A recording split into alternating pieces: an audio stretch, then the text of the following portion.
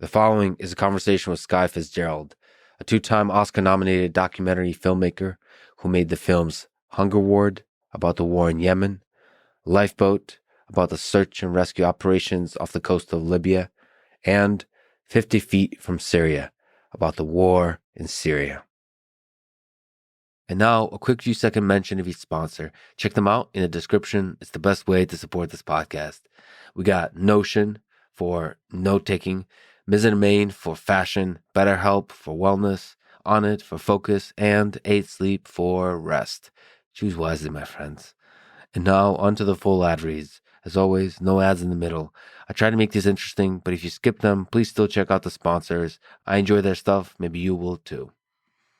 This show is brought to you by Notion, a note-taking and team collaboration tool. It combines note-taking, document sharing, wikis, project management, and much more in one space that's simple, powerful, and beautifully designed. People just don't shut up about telling me how much they love Notion. The teams, like programming teams, design teams, engineering teams, that's what I work with, editors, sort of like creative teams as well, they use Notion. They use Notion for the collaboration aspects. So it's not just individual note-taking, it's also the collaboration. And that's actually the latter thing is what Notion wants me to tell you about, which is that it's a full-on operating system for running every aspect of a startup. It's running a special offer for said startups. You get up to $1,000 off Notion's team plan by going to notion.com/startups. To give you a sense, that's almost a year of free Notion for a team of 10. Go to notion.com/startups. That's notion.com/startups. This show is also brought to you by Main, the makers of comfortable, stylish, dare I say sexy dress shirts and other menswear. I wear their black dress shirt and I love it. It combines comfort and flexibility of athletic wear with the fit and style of a custom dress shirt. It's lightweight, breathable, and moisture wicking. I really definitely like the way it feels. It seems to fit the body well, like there's an athletic cut to it, but it doesn't feel constraining, so you can move around pretty freely. Especially in the in a hot Austin spring or summer. Anyway, they have all kinds of styles. I just happen to be wearing the black dress shirts because, that's the color and the minimalism style that I like. Right now, if you go to mizzenmain.com and use promo code LEX, you'll receive $35 off any regular price order of $125 or more. So go to mizzenmain.com and use our promo code LEX. This episode is also brought to you by BetterHelp, spelled H-E-L-P, help. They figure out what you need and match you with a licensed professional in under 48 hours. Ever since I had that conversation on the podcast with Carl Diceroth, who's a psychiatrist, I've been thinking a lot about this dream I had long ago of becoming a psychiatrist. There's power to conversation. It doesn't have to be in a clinical setting. It doesn't have to be in a kind of patient-doctor relationship. Just two humans. Two humans trying to help each other, trying to figure each other out. I guess one being the lead, one being the follow. Maybe one during this particular moment, this particular day, needing more help. That's what conversation is about. Truly making a person feel heard.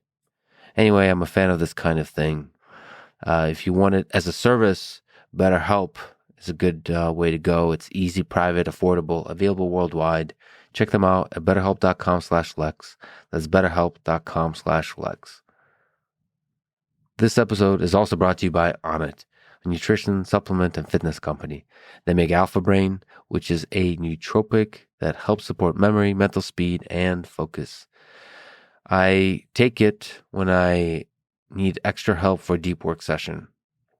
The first one in the day, usually, when I know there's going to be a 2-3 hour segment of time where I'm going to have to think deeply about a problem. So whether that's designing a project for programming or doing the actual detailed programming, debugging stuff, or thinking through more idea level stage of a project. Through that, to maintain focus, to maintain sort of mental speed, that horsepower, that requires effort. And sometimes I will take Alpha Brain to help me out in this effort. Anyway, go to lexfriedman.com/onnit to get up to 10% off Alpha Brain. That's lexfriedman.com/onnit. This episode is also brought to you by 8 Sleep and its Pod Pro mattress. It controls temperature with an app, is packed with sensors, and can cool down to as low as 55 degrees on each side of the bed separately. There are very few things I enjoy in life more than a good power nap. Andrew Huberman is a fan of this power nap. I think Matt Walker, not so much. That's the great nap debate. Maybe I'll do many episodes on the nap debate. Good for you, or do they rob you of a full night's sleep? For me personally, I think naps reinvigorate my body and mind, not even like a full night's sleep can. It just resets everything, and I really enjoy them. And I enjoy them the most on a nice 8 Sleep Pod Pro cover. You can get one of those if you go to 8sleep.com/Lex and check out their Pod Pro cover and save $200 at checkout. 8 Sleep currently ships within the United States, Canada, and UK. That's 8sleep.com/Lex. This is the Lex Friedman Podcast, and here is my conversation with Skye Fitzgerald.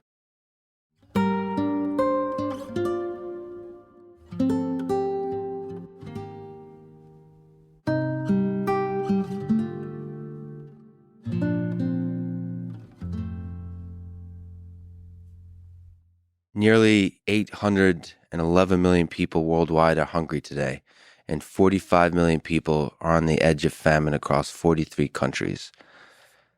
How do you feel? How do you make sense of that many people suffering from hunger and famine in the world today?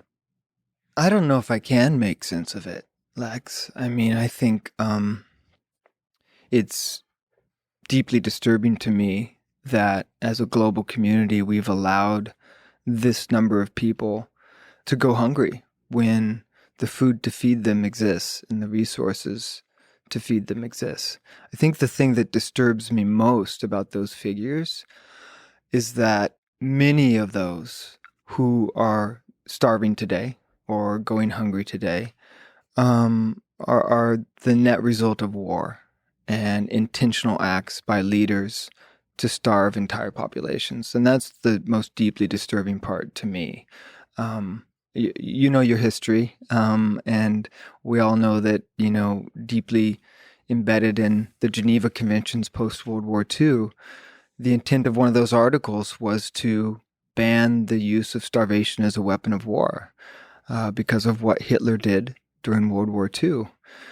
That's been reiterated multiple times over the years in international humanitarian law, including in 2018 because of the Saudi blockade over Yemen. And yet, to this day, starvation as a weapon of war continues to be used in Ethiopia, obviously in Ukraine right now, and in Yemen with the blockade over the country. And that disgusts me, that the law is in place, but it won't be enforced by the international bodies and the nation states that make up the international community. So when the starvation is a result of human actions, human decisions, that's especially painful to make sense of. For me, personally, yeah. I think that if you and I, sitting here, didn't eat for 3 days and had to, lay our head on the sidewalk for a couple nights, I think we would take, hunger and homelessness a lot more seriously. And I think for some reason, that's missing at this moment in history, tragically. And I think until that we can generate enough empathy that's immediate for all of us to understand what that means to go hungry, I'm not sure we're going to sort of marshal the global community to solve it. I did just that, by the way, fasted for 3 days recently. It's fundamentally different, I think, because the thing that would be terrifying to me is not the fasting, but the hopelessness at the end of the fast. Like, I wouldn't know when the next meal is coming. Yeah. I always had the freedom to have the meal. Yeah. The fear for not just your own ability to eat and survive, but your families. If there's loved ones, that's the other thing I don't have. I'm single. Mm-hmm. And so I feel like the worst suffering is watching somebody you love that you're supposed to be a caretaker of, and you can't take care of them. And if all of that is caused by leaders in as a weapon of war, that is especially painful. So um, how can we help? What are the ways to help? How do we alleviate this suffering? Well, I think on the humanitarian front, we have to be aggressive and attentive and intervene in significant ways.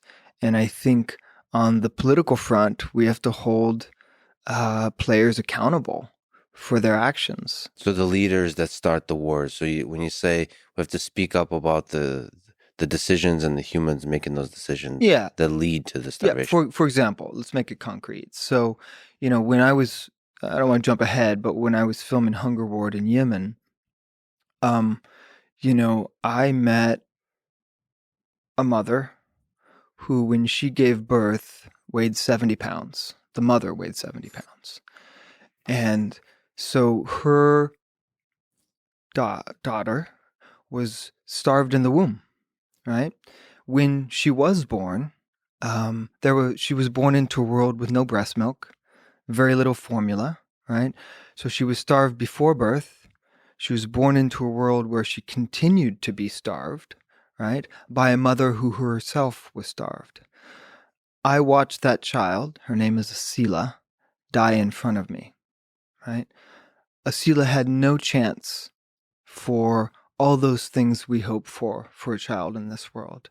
She didn't have a chance to grow up. She didn't have a chance to discover love. She didn't have a chance to have a career. She was robbed of all of those things because of the insidious nature of hunger that she was born into. She didn't have to die. She was not starving. Her mother was being starved, right, because of the blockade over the country. Now, who instituted that blockade? MBS in Saudi Arabia, with the reinforcement and sort of tacit approval of the United States, our own government here. And so there are people who are responsible for the starvation of children, and I think we need to hold them accountable. Now, that's incredibly difficult to do, but just because it's difficult doesn't mean it ought not to be done. And we'll talk about many cases like these throughout history and going on today. Let's talk about Hunger Ward. Yeah. Let's dive in. You've been nominated for an Oscar twice. This is one of the times for a documentary. Can you please tell me what Hunger Ward, The Last Hope Between War and Starvation, is about? Hunger Ward is a short documentary that really is an attempt to illustrate the effects of the conflict on Yemen, specifically on civilians. And we document it in both the north and the south of the country because it's a bifurcated country. The south is held by the globally recognized government in the south, which up until last week was run by, at least on the surface, by President Hadi, holed up in Riyadh. He was essentially removed from office last week by, most people would agree, the Emiratis and the Saudis to put in place a presidential council. So we wanted to show that starvation was happening in very similar fashions, both in the South and the North. So, and we wanted to do this film because so few people in the West know anything about the conflict in Yemen, nor the U.S.'s complicity in it. And so my intent with the project was try to bring it to a larger Western audience as an attempt to intervene and change the political status quo, which allows the use of starvation in Yemen to continue. So, U.S. complicity, who are the bad guys? Now, the world, unfortunately, cannot be painted in black and white of good guys and bad guys. But for the purpose of conversation, who is causing suffering in the world in this situation? Who started the war? Why? And then, of course, the roots of war go back in history. Yeah. But let's start at the top. Well, there are bad actors and there are less bad actors, Right. right? I mean, I think that's always the case in war, probably. And everybody loses in war. Yeah, I concur with that statement. In the case of sort of the status quo in Yemen right now, it's a completely asymmetrical war. And so the Saudi coalition, which is made up of primarily Saudi Arabia, the Emiratis, United States, France, Britain, supplying weapons, but it's really driven and catalyzed by Saudi Arabia. And it's asymmetrical to a great extent just because of the incredible firepower by air that the Saudis use continuously to pummel northern Yemen. When I was there, the sheer volume of airstrikes is hard to describe, and we show the result of only one in the film, really. But it's an asymmetrical war. The de facto authorities of the north, Ansar Allah, also known as the Houthi rebel group, they don't have an air force, right? They have a drone force, but they don't have an air force. And so from a military standpoint, it's completely asymmetrical. The Saudis really don't commit troops to the ground. They use only proxies to fight on the ground. What is the narrative they use to justify war? So there's a story on every side in war. Yeah. Some of it is grounded in truth. Some of it is not at all grounded in truth, also known as propaganda. What's the narrative used by the Saudis for this war? The Saudi line is essentially that the Houthis are an illegitimate government, and that it's really a proxy war between Iran, who supports the Houthis nominally, and the rest of the world. That's the Saudi narrative. The reality is something altogether different. While the Houthis do receive support from Iran, this is a war started by and sustained by MBS in Saudi Arabia. Who's MBS? Mohammed bin Salman. And who is he? He is the son of the ruler of Saudi Arabia. What's his power? I'm asking basic, dumb questions. He's the de facto ruler of the military and yes, he seized control of the country several years ago. Even though he, on the surface, is not the ruler of Saudi Arabia, he is. He's the crown prince. And sorry to interrupt often, but who is he as a man? What's your sense of the man? Yeah, so I've never met him, and I likely will never meet him. Hopefully. But I know a lot about him through his actions, sort of in the MENA region, Middle East and North Africa region. And he is one of three, in my view, as an American sitting here in the U.S., three people in the world that I think has caused such an incredible volume of misery and suffering and murder on this planet that I think if he weren't around, the world would be a lot better place. And I'm not a violent person by nature, but there are three human beings that I think the world would be better off without. Do you mind, before I ask other questions, mentioning the three? Oh, yeah. Assad is one in Syria, and that comes out of an earlier project that I did in Syria and Turkey. And what I saw Assad as a ruler do to his own people. And Putin would be the third. Those three human beings are murderers on a scale beyond imagining. On MBS, are you able to think as a documentary filmmaker, as a human being, as a scholar, as a thinker, with an open mind about a man like that who does evil onto the world and what that must feel like to be inside the mind of that man? So basically, consider his worldview. With most evil people, with all people probably, but with people who do evil onto the world, they think they're doing good. Yeah, they're the hero of their own story. Right. Yeah. And so to be able to place yourself, I feel like for me, to understand a person, I have to literally, like the way actors kind of have to do, live inside the body of the person they're trying to study. Inhabit the character. Inhabit the person. Right. Yeah. So are you able to do that? Or because you are also studying the people who suffer as a result, as a consequence of their actions, you put them in a box and you say, I hate the person in that box. I'm No. going to move on. This goes back to your black and white statement at the beginning, right? It's like the world as a whole, of course, is every gradation of gray, right? My background is theater, Lex. And so I was trained long before I picked up a camera to inhabit other characters, right? I have 2 degrees in theater. And so that level of sort of like walking in other people's shoes and trying to understand and empathize with their worldview is fundamental to how I live my life and how I do my work. So in the case of those 3 that I named, Assad, MBS, and Putin, yeah, I can go there and think through how they came to be who they are, right? From afar, right? And after I go through that process, I still don't think there's any way that one can justify what they've done. We're going to talk about each of those people.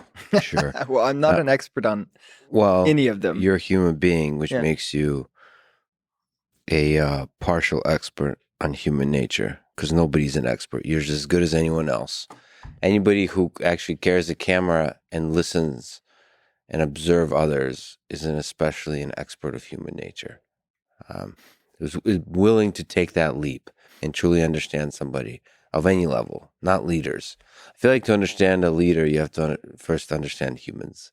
And to understand humans, you have to see humans at their worst and their best, which is something that you've definitely done. So let's stick on Hunger Ward. This lens that you've chosen to look at this is through a single.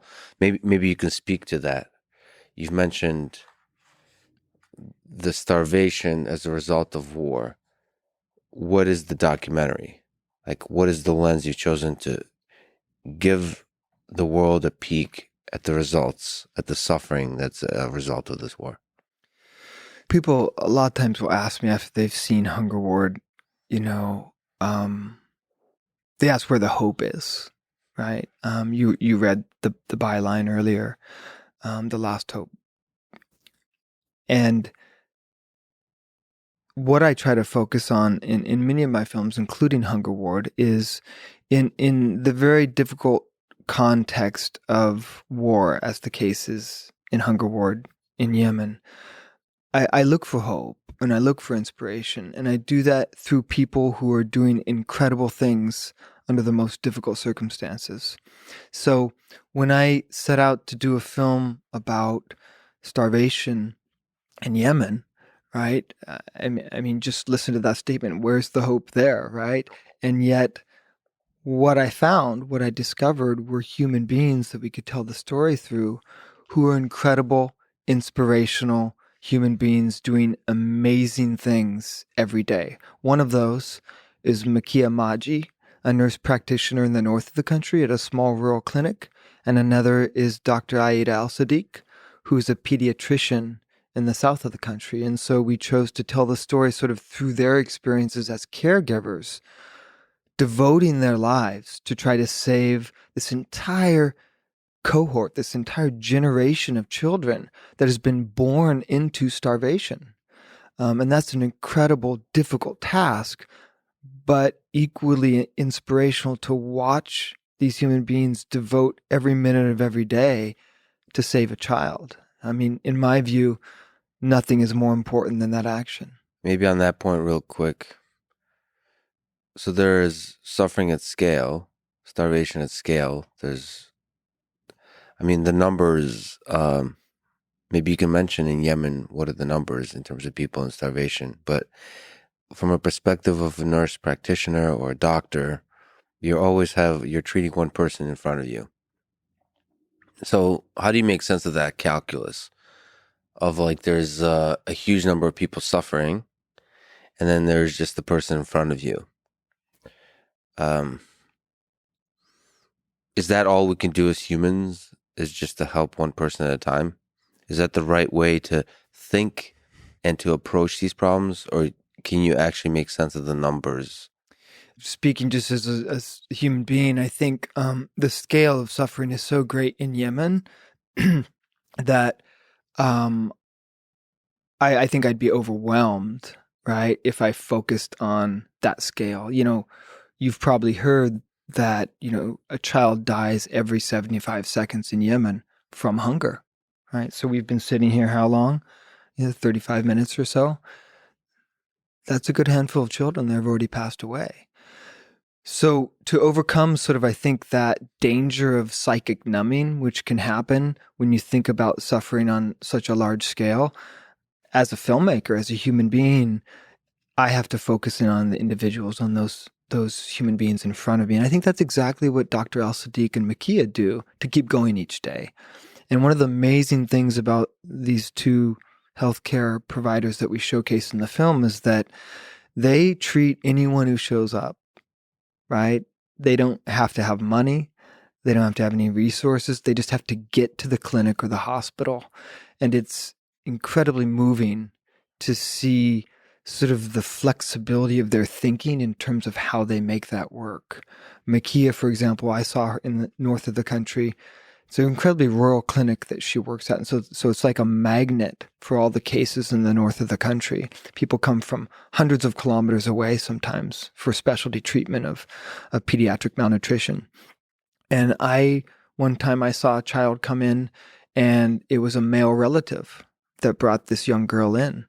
And, just because of sort of the gender dynamics in Yemen, there had to be a parent or a relative there to stay with the child while they're at the clinic, and it was a male relative. And so, what many doctors in that instance would do would just turn them away. And instead, what Makia did is she walked into one of the rooms, talked to one of the other mothers, and convinced them to become the temporary guardian, essentially, of this child until a female relative could arrive. So, she's flexible. She finds solutions rather than allowing the problems to deter solutions. One child at a time. Yeah, one child at a time.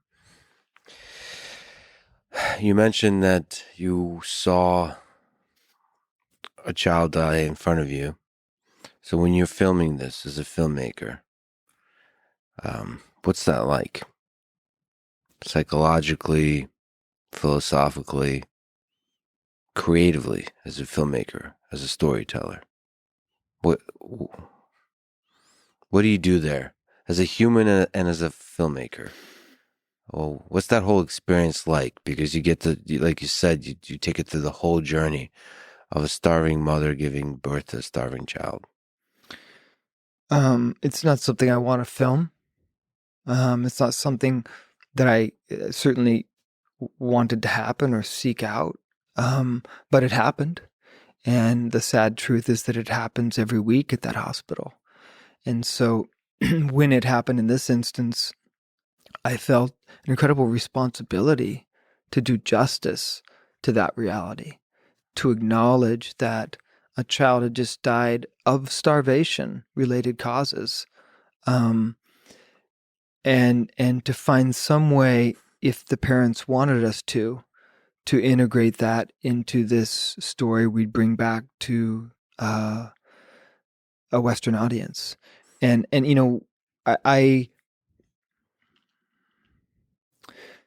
I've filmed many difficult things over the years, and usually I really love filming. And I didn't love filming Hunger Ward. It was not a process that I enjoyed on any way, shape, or form, sadly, because of the content. Because, who wants to watch a child die in front of them? I don't. But I did, and I had to. And when that happened, I felt an incredible responsibility again to go deep, right? To go deep with that family, to tell the story of this hospital with every sort of ounce of focus and talent that I could bring to the story, because people should know that children are dying of starvation right now as we sit here, and that doesn't have to happen, and it is happening because of political dynamics that we can intervene on. Is there times you wanted to walk away, quit the telling of the story, come back to the United States, where you can just appreciate the the wonderful comfort you can have just sitting there and having food and freedom to do whatever you want, those kinds of things. Doesn't have to be in the United States, and in a lot of places in the world. Well, that dynamic of sort of like survivor's guilt, on some level, definitely exists. One of the hardest things while filming Hungerport actually was eating, right? Because we were in these malnutrition clinics. They're called TFCs, therapeutic feeding centers, where, over a long period of time, children lost the ability to eat normal food, right? And couldn't digest it, and just, were literally starving, and the practitioners were trying to bring them back to a state of thriving. But to leave those clinics, right, and to go to our camp or to go to our hotel, and then to have access to food, right, because we could buy food on the streets and in the hotels. It was a very intentional act throughout the course of the shoot to look at a piece of bread, right, or to look at a bowl of rice, and think about that child in the TFC, and think about how the privilege of having that bowl of rice that I could eat and digest.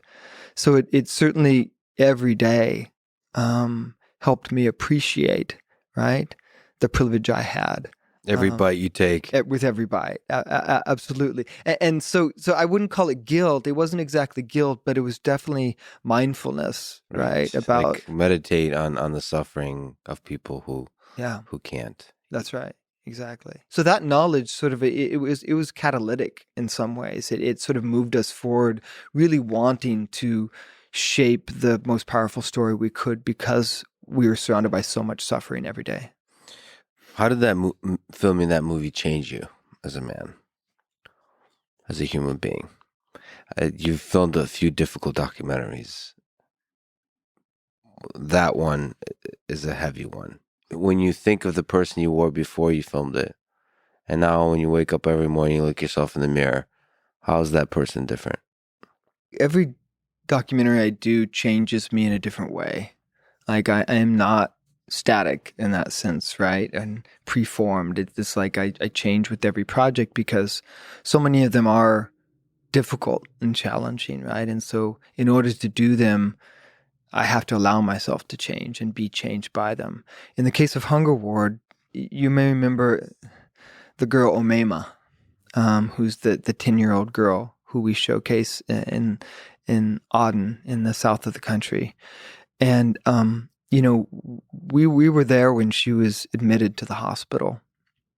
And when she was admitted, this 10-year-old girl weighed 24 pounds, and she could barely stand up.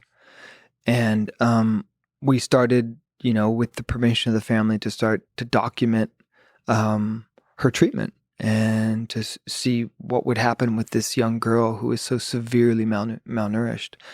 And we watched her be treated by the nurses and the doctors in Sadaka Hospital. And slowly, over the course of a couple weeks, we saw her change. We saw her start to sort of gain strength and start to recover. And she also watched the caregivers very carefully. And I watched her watch them. And I'll never forget, there was a moment where about 2.5 weeks, I think, into her treatment, we walked into her room, and I saw her offering a cup full of water to another younger child who was also starving, right? And the shot's actually in the film. And so to see Omema, this child who's starving, giving sustenance to a younger, more vulnerable child who was also starving, moved me deeply, right? So I saw her learn from the caregivers around her, right? And as a human being, as a filmmaker, I was incredibly inspired by Omema. That capacity for compassion is there. Even within a 10-year-old girl who's starving, right? And so you asked what changed me. That's one moment, right? I rather than being crushed by such heavy content, it was actually the opposite, where I came away inspired by a 10-year-old girl. And, I didn't anticipate that. I didn't think that's what this content would do, but it's what it did. It reinforced for me sort of this incredible capacity we all have as human beings, right? To do good, right? To even within the most difficult of circumstances, to choose who we become and what we do. And a 10-year-old girl taught me that or reinforced that for me. Were you able to feel the culture of the people? So the language barrier, were you able to break through the language barrier, the culture barrier, to understand the people? Because even suffering has a language of sorts, depending on where you are. The way people joke about things, the way they cry, the way... this is an interesting thing I actually want to ask you. Sorry, I'm asking a million questions. I find that the people, I've been talking to people in Ukraine and Russia, but in general, I've gotten a chance to talk to people who've been through trauma in their life. And there's a humor they have about trauma and hard times. Yeah. It depends on the culture, of course. Certainly Russian-speaking folk. I mean, the more suffering you've experienced, for some reason, the more they joke about it. It's almost like they're able to see something deep about humanity now that they have suffered, and they're able to laugh at the absurdity, the injustice of it all.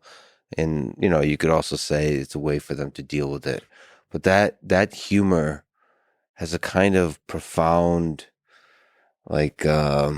understanding within it about what it means to be human, that I just, and then to really understand it, you have to know the language. So I guess I'm asking, were you able to really feel the humans on the other side of the language? I'd like to think so. I mean, as you noted, there are universals in life that transcend language, right? I mean, suffering is suffering. Love is love. Compassion doesn't take place only through language, right? It's through actions. And so, was there a language barrier? Absolutely, right? Did we try to bridge that through other means and sort of universal emotions and experiences? Absolutely. That's one of the things I always think about when I'm filming is how do we distill down to universals, right? Through imagery, right? Through the vocabulary of cinema, right? Because I believe so deeply that that vocabulary should be visual, right? So the words, what's the most powerful way to express the universal? Is it visual or is it language, words? I think it's visual. And we're talking about the human face, or human face, human body, everything. Through actions as well. Actions, the dynamic. I'm thinking about a woman named Salha in the film, who isn't named, but you see her multiple times throughout the film, and she's basically the matron of the ward in the South, and she's the gatekeeper for the ward, so no one enters that ward without her permission. She's literally the gatekeeper at the door, so no one comes in unless Salha allows them to come in, right? But then she also is sort of like the first point of contact for compassion in the ward. So when mothers and families are admitted, she forms relationships between the moms and the grandmothers, for example, who are admitted and who are living there on the ward. And she does it through hugging, right? She does it through bringing them food, right? And she forms these really rather quickly deep relationships of compassion with the families. And so it's amazing to watch, and no language is needed, right, to bear witness to this. And she also suffers because of that, right? And so near the end of the film, if you recall, when another child dies and the mother is wailing, we actually cut away to Salha, who's in the hallway, who walks into another room and begins sobbing. She's not a family member, but she has a deep relationship with that family that she forged as soon as they stepped into the ward. So that's universal, right? To see a woman weep because a child has died, even if they're not related to that, that's a universal sort of emotion experience we can all relate to. So And that's what I mean by a visual vocabulary. And it's especially powerful because she has seen much of this kind of suffering, and she's still, maybe she has built up some callous to be able to work day to day, but there's still an ocean underneath the ice. She's kept her heart open despite all the pain that she sees and feels every day. Somehow she's a human being who's able to do that, which is a very difficult thing to do, right? She still allows herself to be vulnerable. And maybe that's why she can do what she does. What lessons do you draw from other famines in history? So, for me personally, one that's touched my family, and one of the great famines in history is in Ukraine, Holodomor in the 30s. 32, 33, right? 32 Stalin? and 33 with Stalin. Yeah. Maybe you could speak to the universals of the suffering here. What lessons do you draw from those other famines, if you've looked at them, or in general about famine that are manufactured by the decisions of, let's say, authoritarian leaders?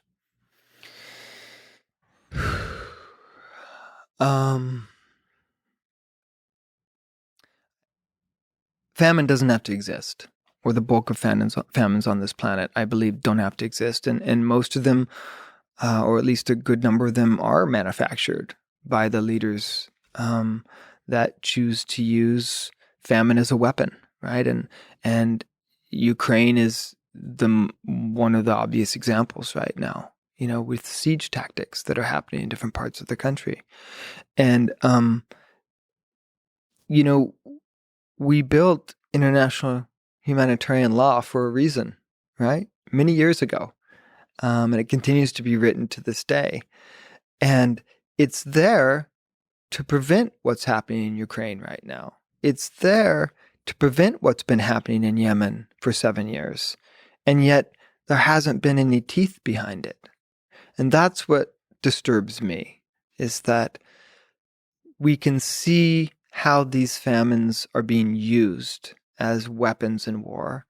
And yet we aren't sort of using the levers of power that exist in order to, I think, to call out in important and powerful ways those who are causing them, and to make sure that we hold them accountable on the global stage. Now, to some extent, that seems to be happening in Ukraine in a way that hasn't happened for a long time. And that gives me hope, right? And yet I don't believe we've done enough. And I think the international community needs to do far more than we are, both in Yemen, in Ethiopia, and in Ukraine right now. There are certain kinds of things that captivate the global attention, and it seems like starvation is not always one of them. For some reason, murder and destruction gets people attention more.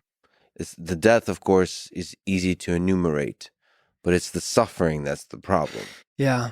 Yeah. When we went to film Hunger Ward, that was one of the creative questions that I was really concerned about, because starvation, it's not a quick action, right? It's a long, slow, insidious process, right? Just like hunger, right? And yet when you're hungry, right, it takes you over. It becomes the most important thing, right? It's just absolutely fundamental to life. It's like drawing breath. And so I really, before I filmed Hunger Ward, I struggled to sort of answer how we could creatively approach that, because, someone's sitting in a clinic, right, starving or being treated for starvation, that's a pretty static scene, right? And what we found was that because of the volume of cases and because of the nature of sort of how quickly people were coming and going, is that it was more dynamic than we anticipated. And there's something also about starvation. You get tired. It's almost like it's a quiet suffering. Yeah. And by the way, there's something about, when I think about dark times, I mean, you'll hear me chuckle, for example. I don't know what that is. That's almost like, it's almost like you have to kind of laugh at you can't help but laugh at like the injustice and the cruelty in the world. Somehow that helps your mind deal with it. I mean, I see this all the time. Like when you're struggling, you can't feed your family, you lost your home. The last thing you have is jokes It's about humor. yes, humor. It's just It's right. like Yeah. the fucking man fucked me over again. And there's That's right. jokes all around that. Yeah. And Yeah. then you laugh and you drink vodka and you play music. I don't know what that is. I don't know what that is. It's gallows humor, right? It's a way of I think simultaneously acknowledging and allowing yourself to move forward, right? Beyond the pain and the suffering. So you mentioned Ukraine and you mentioned Putin. What are your thoughts about the humanitarian crisis and generally the suffering that's resulting from the war in Ukraine? Well, first off, I think the conflict is just going to exacerbate, sort of the global challenge we have with displacement, right? The last entire trilogy I did was about displacement to a great extent due to war. And, this is a huge displacement of human beings, regardless of the cause. And that is going to sort of have a ripple effect across the globe for many, many years to come, regardless of even if the conflict ended today. So there's that. That's going to set up a whole nother strain on sort of the global sort of resources that come into play to deal with refugees. There were 79 million displaced people on this globe prior to the Ukrainian conflict, right? You probably know the numbers better than I do in terms of what the current estimates are for displacement from Ukraine. It's 4 to 6 million. So like what that, are we yeah. up to now? 73, 74 million individuals on this planet now who are displaced? That's a significant bump. I wish that the levers of power were used differently in situations like Ukraine and Syria, for example. So what are the levers of power? Well, military might. Let's take that for one, right? So, I have always felt after working in Syria and Turkey that we completely missed our opportunity as a player on the global stage with military capability to prevent the killing of hundreds of thousands of civilians in Syria. We had the ability, and we didn't leverage that ability. The fact that I talked with so many Syrians during the course of doing that project who told me their stories of living in their house, right? And having a Syrian helicopter fly over their house and drop a 55-gallon drum full of explosives and shrapnel in their neighborhood over and over and over again. Not focused on any military targets, only meant to kill and sow fear, right? And early in the conflict, we could have stopped that, right? Before Russia got involved, we could have intervened and created a no-fly zone.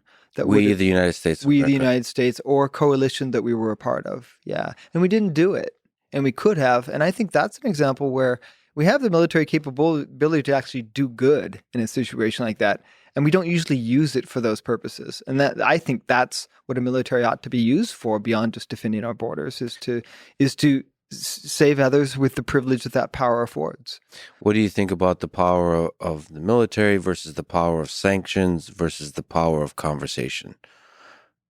They're all different tools, right, to be used at different moments. But if words fail, if sanctions fail, right, I think there are moments in history where power is justified, right? And I think Syria was one of them. I think when barrel bombs were dropping on civilian neighborhoods for months and months and months with no intent to do anything other than to kill Syrian civilians, that's an instance, I think, where might is justified to shoot those helicopters out of the sky. Here's the difficult thing. We talked about Yemen.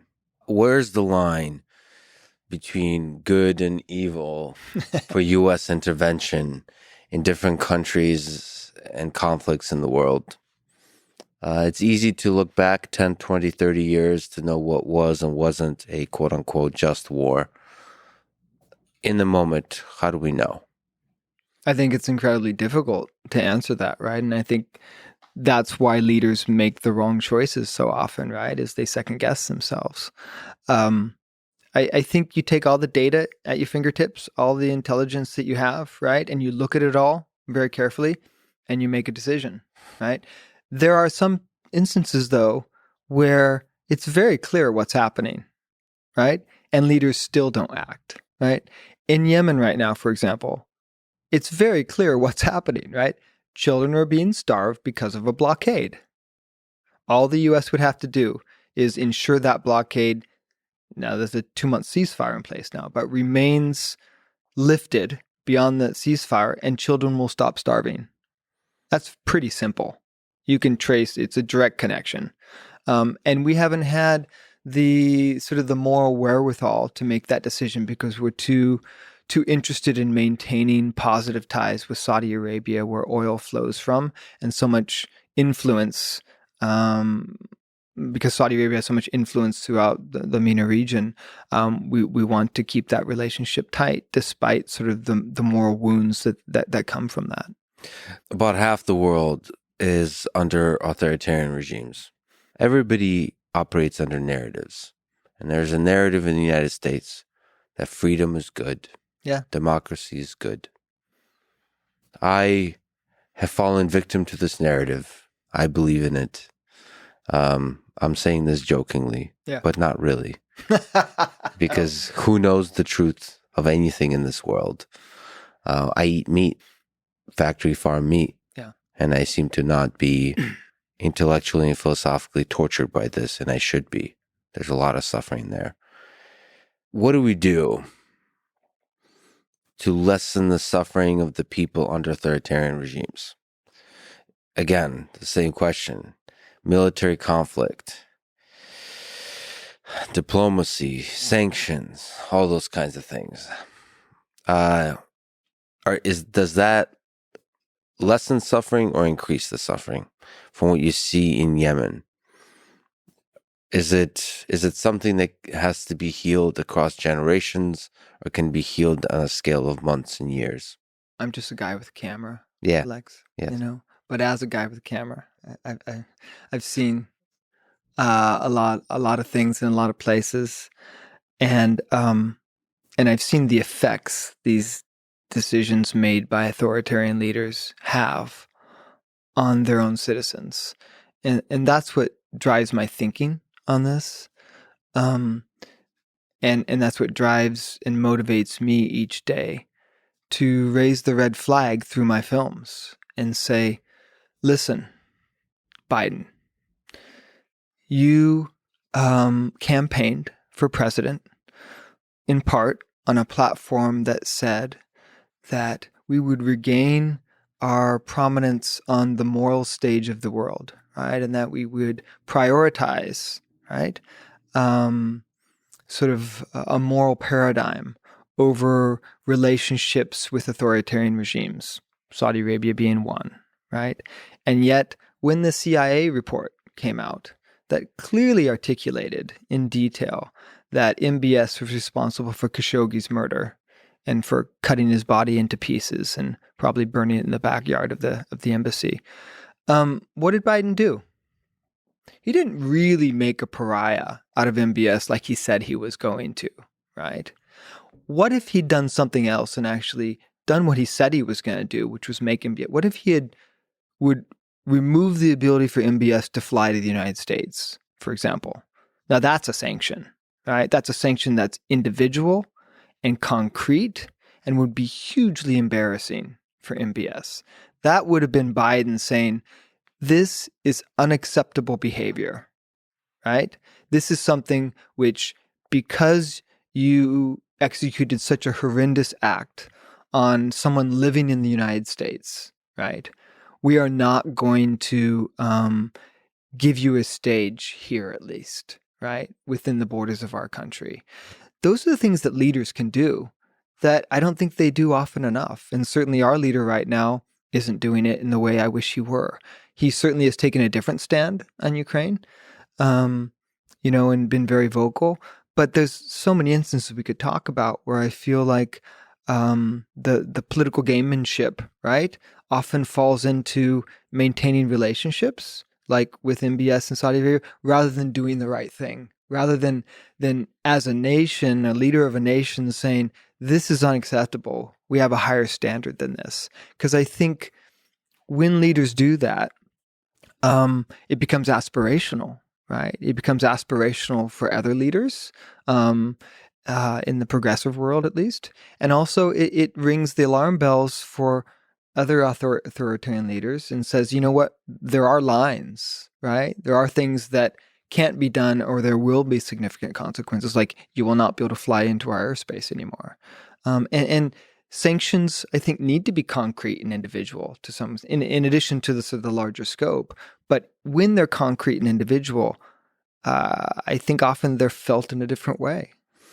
You mean felt obviously by the individuals, and so the ripple effects of that might have the power to steer the direction of nations. Because of the nature of authoritarian regimes, Yes. right? They're individuals have so much power. Exactly, right. So if Putin is put on trial in The Hague at some point, or at least there's the threat of that, right? Now that's likely never to happen, of course, because someone has to be in custody to go on trial, right? And he's never going to allow that to happen. But just knowing that that danger exists is going to change his travel plans in the future, right? MBS not being able to fly to the U.S., he's going to feel that and be embarrassed by that. So I think they have a special meaning and consequence in authoritarian regimes because of that. So you said you're just a guy with a camera. Yeah. I would say you're a brilliant guy with a camera. I'm also a kind of guy with the camera. You're a guy with a couple cameras. A couple cameras. I have more. A couple mics multiples. too. You got a couple mics, a couple cameras. Robot over here. When you can't beat them with quality, you bring the quantity. That's right. So to me, that's also an interest, partially because I also speak Russian, and a bit Ukrainian. I want to study that part of the world. I want to talk to a lot of people. I want to talk to the leaders. I want to talk to regular people. To be honest, and I would love to get your comments on this. The regular quote unquote people are way more fascinating to me. As a filmmaker, how do you figure out how to tell this story? I'm sure a guy with a camera, you're looking at war in Ukraine, but also what's going on in Yemen and Syria and other places in the world. I mentioned North Korea. That's a super interesting one.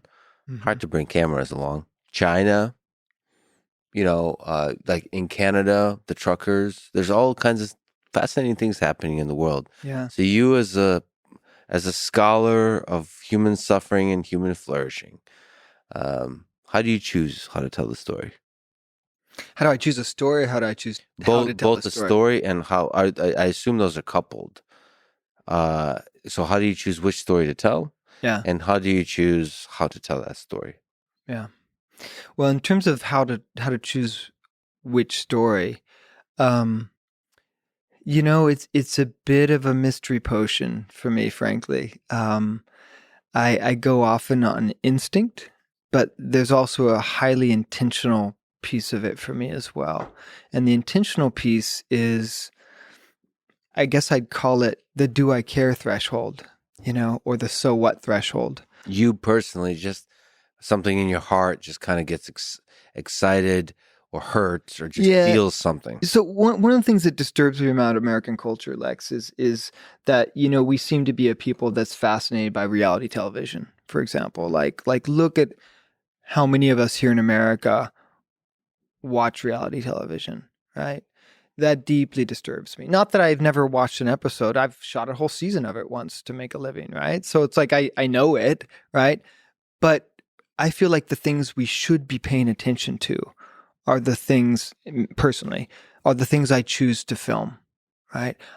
As a human being, as a dad, as a filmmaker, I think we should be paying attention to the fact that children are being starved in Yemen. I think we should be paying attention to the fact that Ukrainians are being displaced by the millions.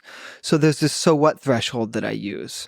And I feel like it has to be a topic that if we don't cover and we don't put out in the world in the largest possible way, in the hope of intervening, in the hope of marshaling maximum resources and attention to solving the problem, that's what I'm dedicated to as a filmmaker.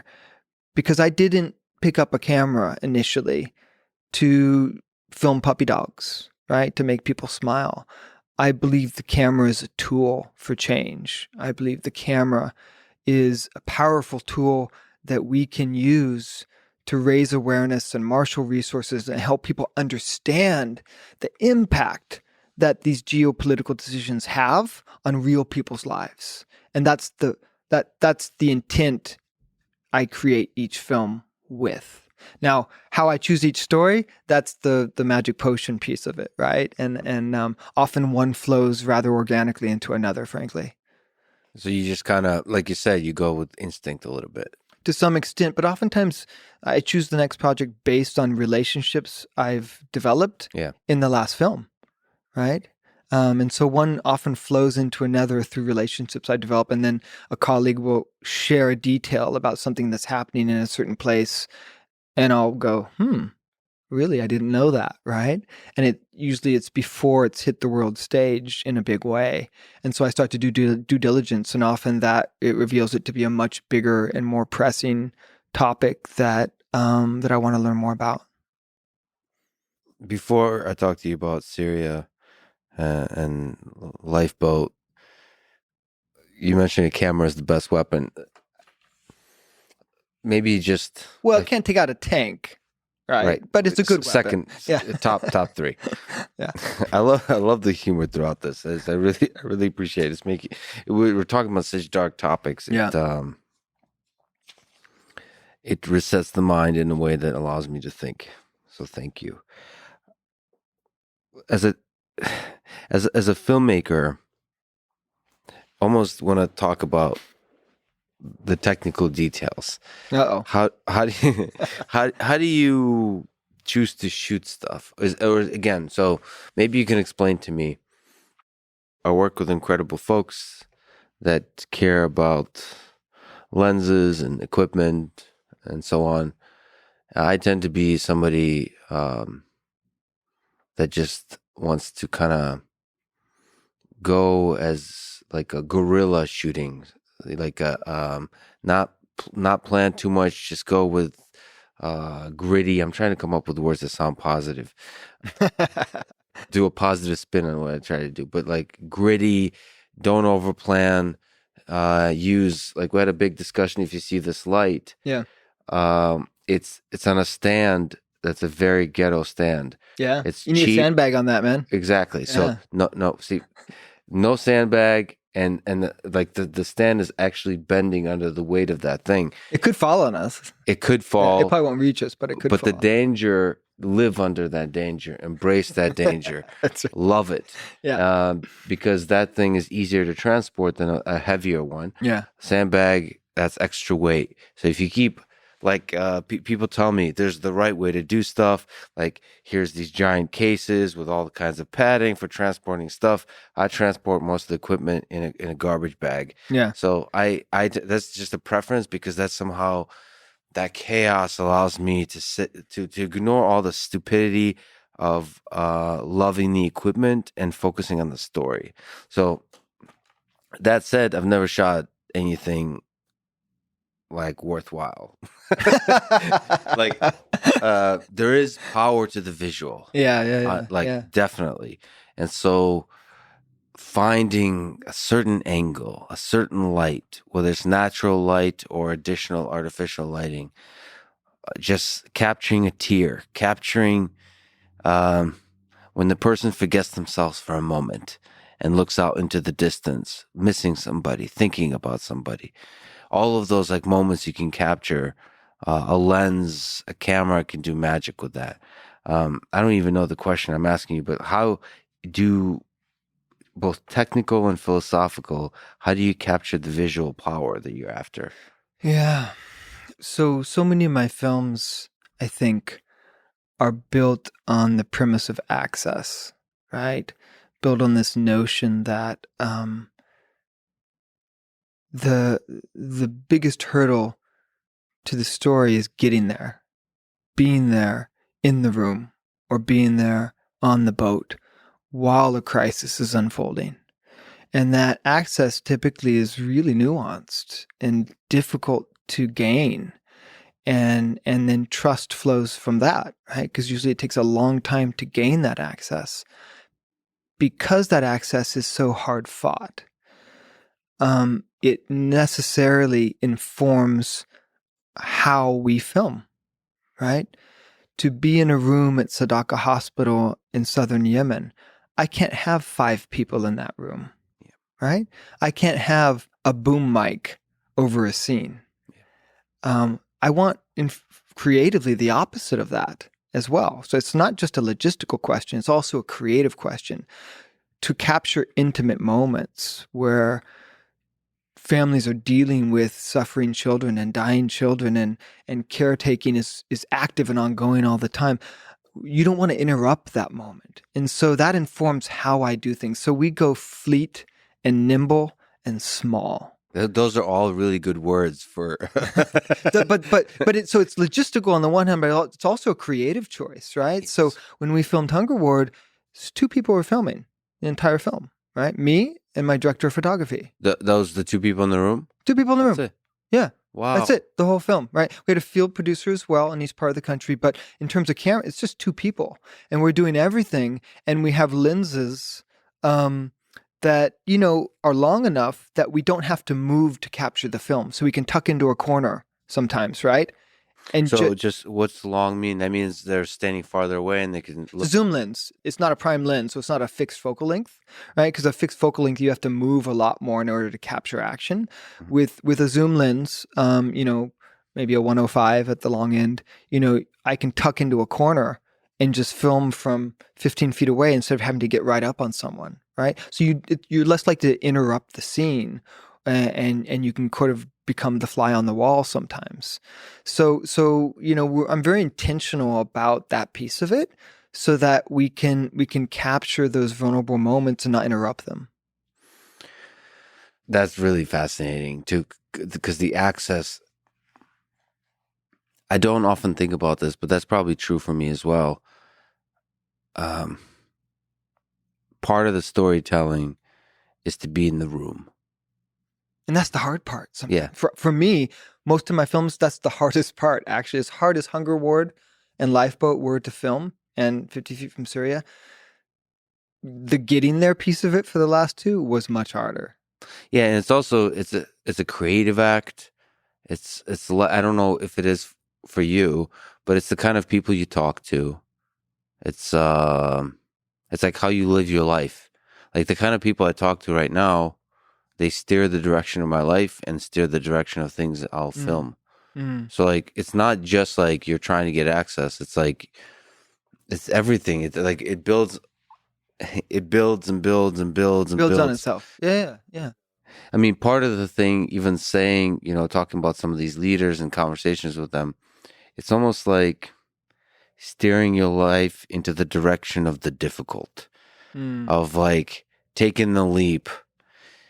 And if you're a good human being, and a lot of people know who you are as a human, like not as a name, but as really who you are, that like putting that attention out there, it's somehow the world opens doors where the access becomes the access that was once seemed impossible becomes possible. And then all of that is a creative journey to be in the room. I think that probably is, I mean, it's true even for fiction films, probably, is like everything that led to that, like to be in the room, the journey to be in the room and to shoot the scene is maybe more important than the scene itself. And like really focus on the creative act of that. Yeah, that's really fascinating. And especially, I mean, with a documentary, you get one take. Yeah, you can't say, hey, reset, right? Yeah, exactly. God, that is so interesting. Because you were in some of the most difficult parts of the world in the room with some of the most difficult stories to be told. And yet, I think that's why I keep doing these stories, right? Because it's once you have that lived experience, for me,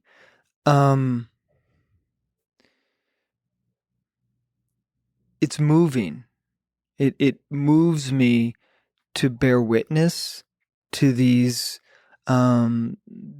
inspiring people under difficult circumstances, and it, I can't come back to the U.S. afterwards and walk down the grocery aisle where there's 50 different choices for canned peas, right? And not sort of feel that lived tension, right? That lived tension of the privilege that I have here in the US. And then I have a choice about what to do with that privilege, right? And the last thing I want to do is start, doing stories about dandelions, right? There's far more important things to do on this very limited time that I have on the planet. And, I think that's catalytic for me. Like I feel that mortality each day. And my goal is to tell as many of these stories before I'm gone. Could you speak to the getting access? Is this just, is there interesting stories of how weird or funny or profound ways that led you to get access to a room? Each one is a different adventure, and it's definitely an adventure. Everyone's an adventure, yeah. Probably one of the easiest ones I ever had in the recent past was for 50 Feet from Syria, where, I literally broke my hand in a bicycle race, and after many months of trying to get an appointment with an orthopedic hand surgeon, a specialist, I finally did, and he was Syrian American. And the Syrian conflict had just begun, and we started talking about it. And yeah. After, he looked at my hand, and in the first 5 minutes, he's like, yeah, you need surgery. Right? Oh, great. But then somehow we started talking about Syria. And like 5 minutes in, he just stood up and like put the privacy curtain around us. It's supposed to be a 15-minute appointment or so. Yeah. And we talked for an hour. Mm-hmm. Right? So, those moments of sort of mysterious confluence happen.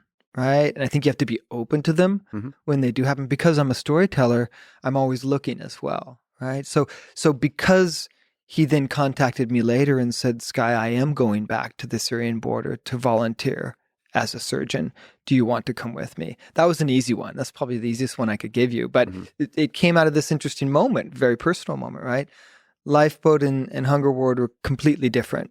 And I had to really work hard to gain access to those stories. So you intentionally thought like, what, I want to get access to the story. Yeah. And then what are the different ideas? And they often might involve a doctor or a dentist, or just being maybe intentionally and aggressively open to experiences that lead you into the room. So it's funny you mentioned the doctor, because I have similar experiences now. I've just gotten access to all kinds of fascinating people. Yeah.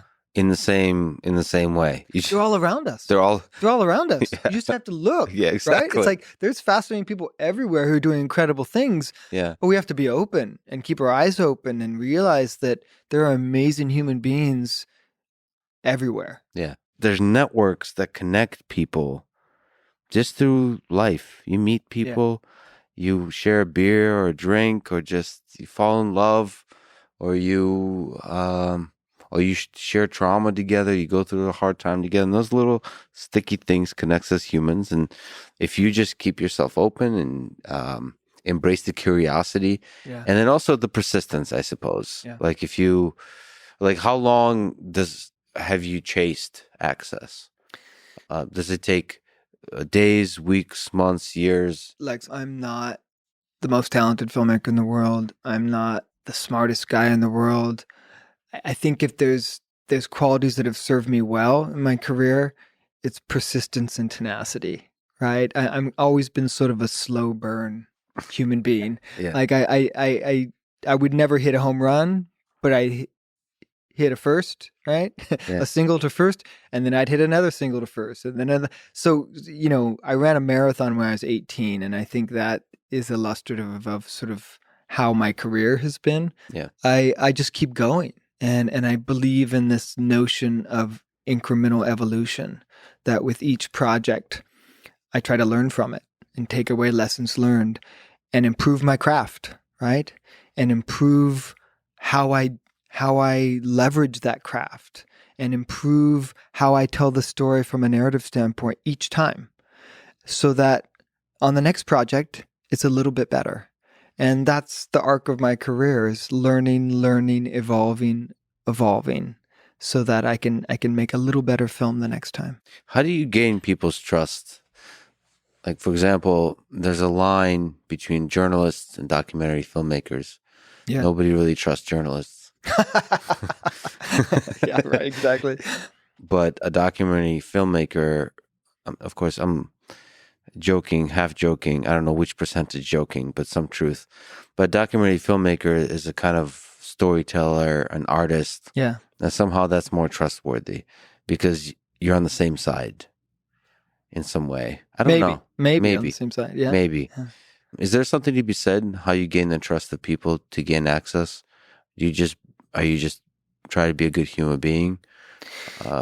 Is there something to be said there? Well, so I do draw a distinction between journalism and filmmaking, because I think you're right. They're different. And there are some filmmakers who do hew to sort of the journalistic tenets of who, what, where, when, why, fair and balanced on both sides, right? Make sure everyone has a voice. I don't. If you say fair and balanced, you're rarely either fair or balanced. Yeah. I've seen that with journalists. Journalists often, unfortunately, in my perspective, sorry to interrupt you rudely and go on a rant, but they seem to have, do it. they seem to have an agenda. Yeah. As opposed to seeking to truly tell a story or to truly understand. Especially when they're talking to people who have some degree of evil in them. Well, we all have an agenda, right? I think in anything we do, whether it's like to seek truth or some larger principle. Sure. I always have an agenda. Like I chose to work with civilians and caretakers in Yemen on hunger ward rather than to go interview MBS, right? That's what I'm interested in, is bringing that to the world, right? But in terms of building relationships and trust, it's really, I think, about transparency as much as anything else, and going in a collaborative sense. So I don't think of the people that I film with as subjects, for example.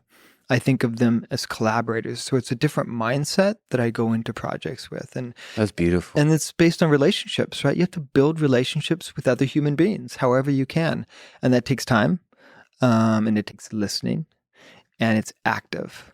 So it's I've talked about the notion of consent before, which is so important in nonfiction film. And, I hew to this idea that, you don't just slide a piece of paper in front of someone, a release form, and have them sign it, right? And then you're done.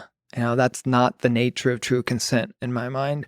It's you have to work on a foundation of active consent every single day that you're working with someone. And that's based on relationship, right? Mm-hmm. And it's based on dialogue. So it's trust that I'm always aiming for. It's the building of relationships, which I'm always aiming for, which is why, yesterday I got a bunch of photos from Dr. Al-Sadiq in the south of Yemen, and she sends me photos all the time of the children that she's currently treating, because we have an active relationship that continues on and probably will for many years to come. So that it's going to continue, and that's the only way that I can do these kinds of films. Let me ask you about silly little details of filming before we go to the big picture stories. Cameras, lenses. Yeah. How much do those matter? You mentioned director of photography. How much do you love the feel, the smell of equipment that does the visual filming. You know, there's some people, they're just like, they love lenses. How much do you love that, and or versus how much do you focus on the story or the access and all those kinds of things? I'm not a tech geek, but because during the bulk of my career, I've worked as a director of photography myself for other people in order to pay the bills over the years.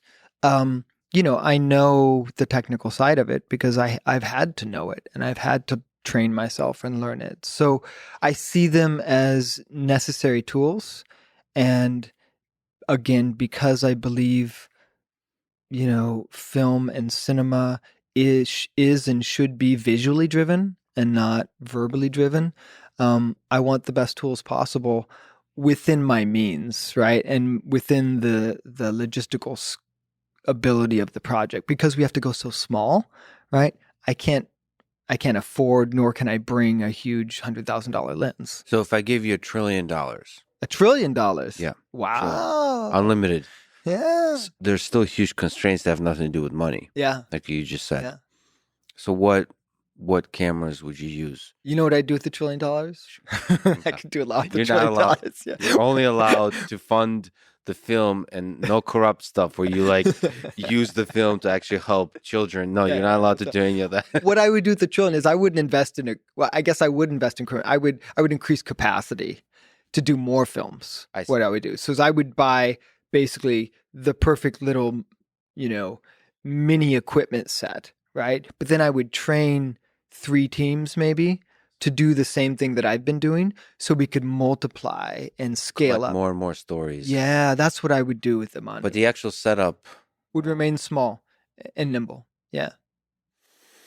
And what about lighting?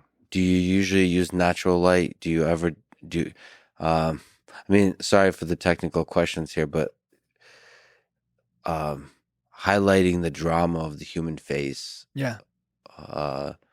That's the visual. That's art. That's like to reveal reality. Yeah.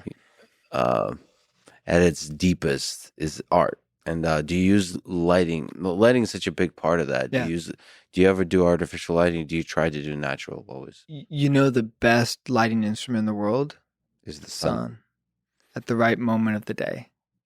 And so I predominantly use natural light at certain moments and just shape natural light during the course of these small human rights talks.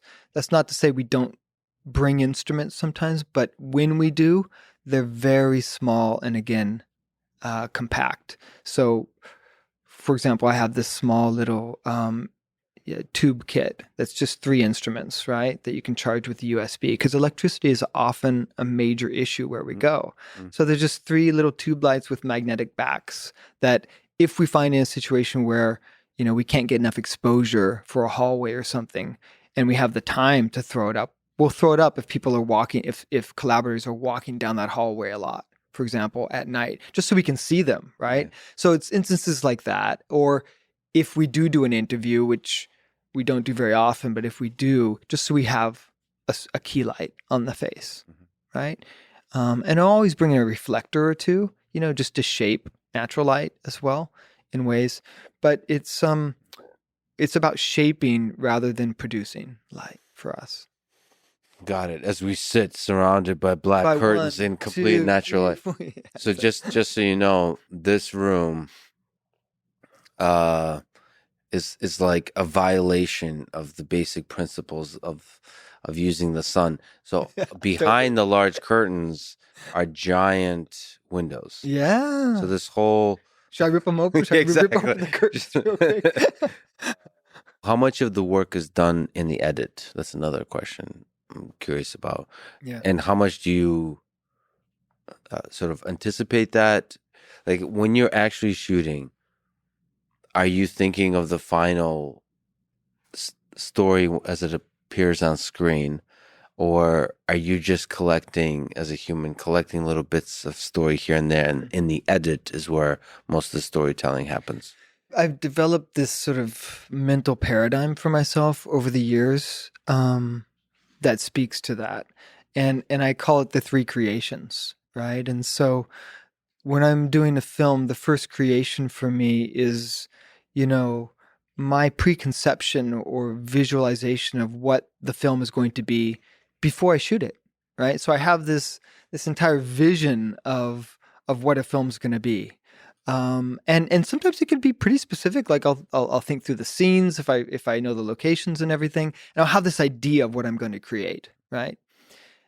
And then I'm there filming, right? And always, without fail, reality is something altogether different than what I thought it would be. But it's still good to have the original idea. Yeah. But if I tried to hold to that original vision, right, and to create a film out of that idea, they'd be crap. All the films would be crap. So I have to adapt. I have to evolve my approach and then embrace what is actually occurring with the people who are actually doing it, and then re-envision. So that re-envisioning is very active during the entire filming process. And so that's the second creation. That's the rethinking and revisualizing based on what we're actually experiencing and seeing what this film is going to be. And then I finish filming, right? And we bring the hard drives back and we plug in the hard drives in the edit bay. And oftentimes, because it's two of us filming most of the time, I haven't seen all the footage. Because in the field, it's all about just filming, right? Mm-hmm. And then just transferring the footage and getting on safely, cloned to multiple drives. Mm-hmm. I don't have a chance to review everything. I can't do rushes like you do on a large feature. So because I'm filming half of it, I know what I've filmed, right? Mm-hmm. But I haven't seen everything the director of photography has filmed, right? So the next stage for me is reviewing every single frame of what's been filmed. And that's where discovery happens the third time, right? Or second time rather, is wow, now I thought we'd filmed this, but actually there's this over here. And then I have to open up this second vision and turn and transform it into a third vision for the film based on what's actually on the hard drive. So is this like a daily process? So what I do, my process is that if it's a really difficult project, I'll take a break before I go through this, just for healing, and some space away and fresh eyes. And usually that's about a month. And then once I re-engage whole hog. I re-engage fully, and I review every single frame. And as I do that, I create a spreadsheet. And for Hunger Ward, that spreadsheet was, 1,500 lines long or something, where it's basically log notes. And I watch every scene and I take notes, and I know really what we have. And once I've gone through that process that takes about a month, and I really know what we came back with, I create an outline for the film from that. And that's the third visioning, right? That's usually completely different than my original vision for the film to some extent, right? But I have to stay open to that entire process, or I'd be trying to create something that I can't really create. So I think those are the three creations for me. That's so cool to know what we have, just to lay it all out and to load it into your mind. Yeah, because this is the capture of reality we have. It's a very kind of scientific process too, because in science you collect a bunch of data about a phenomena, and now you have to analyze that data. But now your phenomena is long gone. right. Now you just have the data, just the data, and you have to write a paper about it, analyze the data. It's a similar thing. You have to load it all in. Where's the story? How do you, that last probably profound piece of doing the editing, in your mind, how to lay those things out? Well, it's almost like the scientific process, right? I have a hypothesis, a creative hypothesis, right? Not a scientific one. Yes. But then I'm testing the hypothesis during the course of filming, right? And I have to stay true to what the data tells me in the end, creatively. So it's very similar to the scientific process. I don't know what we should probably coin that. Yeah, that's pretty good. Creative scientific process or something like that. But then you actually do the edit and then you watch. That's also iterative in a sense, because maybe when you have a film that's 20, 30, 40 minutes, or if it's feature length, it do you ever have it where it sucks? Like it's not Is at there a all stage where it sucks? like a stage where right. It like is where it's like, no, this is not what I was like when it's all put together in this way, this is not working right. This is not right.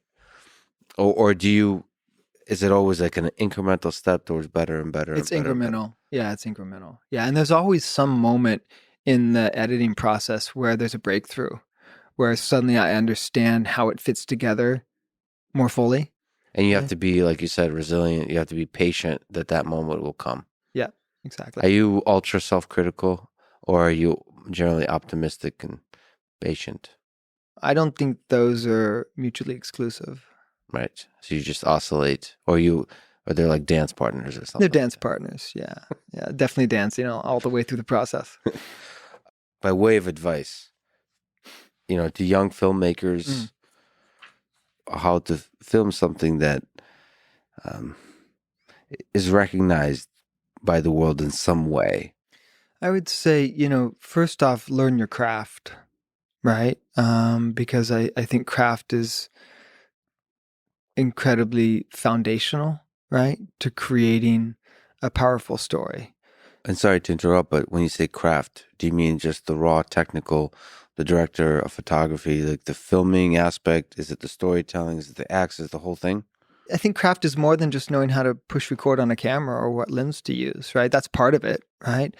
But I think, at least in nonfiction, I'm a product to some extent of having to know how to do it all, right? Having to teach myself how to do it all, because I didn't go to film school, but I became so enamored of telling stories through a camera. Where was the leap, by the way, from theater to storyteller? Oh, I just needed an extra class in grad school. I was in a MFA directing class, and I needed an extra class, and I just sort of like talked my way into a television directing class and fell in love with it. And the actor became the director. Yeah.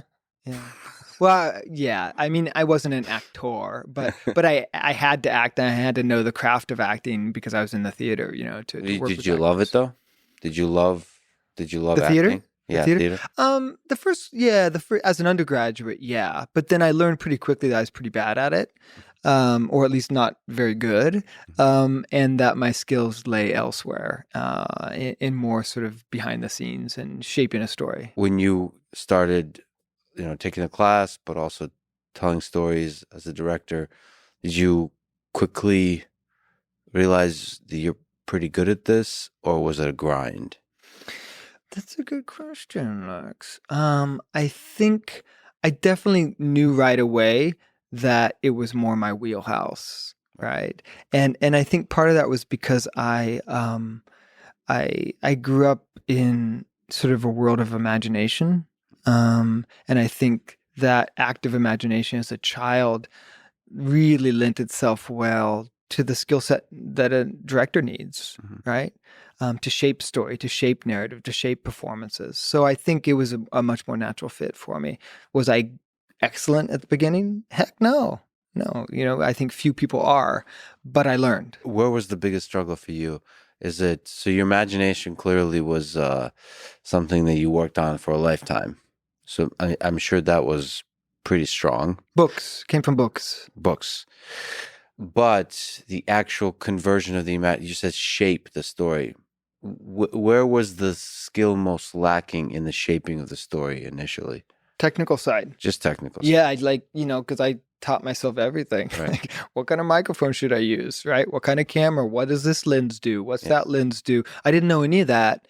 And so I have been self-taught technically. How do you get good technically, would you say, when you're self-taught? Just doing it over and over again.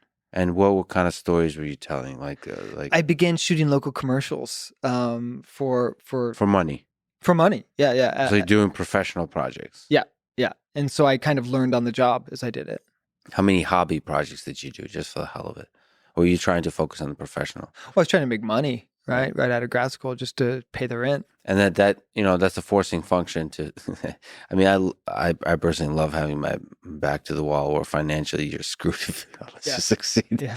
So that's nice. I mean, I lived out of the trunk of my car for a couple years after grad school, just freelancing, just like, but that couple years really helped me learn fast, because I had to learn fast, So I did a couple voyages around the world for this group called Semester at Sea, that has a floating university where they go out 3.5 months at a time with about 500 college level students and about 35 professors. And so you're shooting every day for 3.5 months in like 9 different countries. And so that really was like instrumental to me becoming a pretty good camera person pretty quickly. And you were doing most of the work yourself. One man band. Yeah. The second voyage, I at least had an editor with me. Yeah, but I was shooting everything. Yeah. What's the perfect team? Is it 2 people for nonfiction? Asking for a friend. Yeah. So I'm kind of interested in some storytelling, not of the level and the sophistication that you're doing, but more. I think you have to allow the story to dictate what the size of the film should be. For these small human rights docs I do, I think 2 or 3, it means you work your butt off, right? Because you're doing everything, right? But it allows you to tell intimate stories and have that access. I'm doing a film this summer that's a scripted piece where we'll probably have 25 crew people. Oh, wow. So it's a completely different endeavor altogether. But doing it yourself, what do you think about that? Even though you have that $1 trillion, I have that $1 trillion again? Sweet. You can write that check before I leave, right? Yeah, I will. Great. I've never seen a check for that big. That's really interesting. How many zeros is that? I write them so often, I've lost track. Or the United States government sure as heck writes them often. Okay, anyway, I mean, like, is there an argument, can you steel man the case for single person? Not for me. Not for me. And here's why. What I've found is that by being a team of 2 filming with a field producer, by 2 people filming, it allows us to double our footage, first off, right? So we have twice as much footage in the time we're filming to come back with, as opposed to one person filming. So you're each manning a camera. Yeah, constantly. And how much sorry to keep interrupting, but how much interaction and interplay there Sometimes the director of photography is in another room filming a different scene if it makes sense. Sometimes we're cross shooting in the same room. Yeah. Right? It just depends on the needs of the moment. So we come back with double the footage is one thing, but as a director, so that's, and given how access is sometimes shaped by the event, so that we can only something, in Lifeboat, for example, a rescue operation may only happen three days, right? Yeah. So you want as much footage of that as you can. But the other piece of it that's really critical for me, I found, is that by having another human being I'm filming with, who I'm co-shooting with, it frees me up as a director to not always have to be shooting either. I can do all the other work to build relationships, right? To have side conversations with people, to sort out the right way to tell a story, right? Or to transfer footage, knowing that the director of photography is still filming during all that. So it frees me up to think of as a director rather than just an image acquirer. Yeah, because there's also, I don't know how distracting it is. You've obviously done it for years, but setting stuff up, it preoccupies your mind. Like pressing the record button, yeah, and like framing stuff and all that. That's still, that takes up some part of your mind where you can't think freely. That's my choice, right? That's how I work best. That said, the caveat there would be that's not the only way to do it, obviously, right? Like one of my favorite documentaries of all time is a documentary called A Woman Captured, shot in Hungary by a single filmmaker with a single camera, with a single lens, right? And it's brilliant and powerful and moving and interventional. It's incredible filmmaking, and it was a single human being who created that film with a collaborator or a subject. So it can be done. It's just not how I work best. Yeah. How much personally with the other person? How important is the relationship with them outside of the filming? Like With the director of photography? the director of photography say, like how much drinking, and if you don't drink, whatever the equivalent of that is, do you have to do together? How much soul searching, or is it more like two surgeons getting together? Is it surgeons, or is it a jazz band? Well, it could be either, right? Hopefully not at the same time, though, because I don't think surgeons and jazz bands go well It's together, not. probably. They're both good. They're both good with fingers, I Yeah, suppose. exactly. But I'd rather maybe not playing jazz while they operate on me. Yeah. But I think for me, I think there are moments of both, but usually not at the same time, right? There are surgical moments where the moment is so pressing, you really have to be that task driven, right? To capture as thoroughly as possible whatever's unfolding, right? But I think there's other times where you do improvise like jazz, right? And where you have a lot of choices ahead of you, and you're doing maybe a dance with the other camera person, right? In order to capture a scene as creatively and fully as possible during a fixed duration. How much you said shaping, because it is nonfiction, but I feel like there's so many ways to tell the same nonfiction that it's bordering on fiction. Yeah. It's well, it's storytelling, and how much shaping do you see yourself as doing?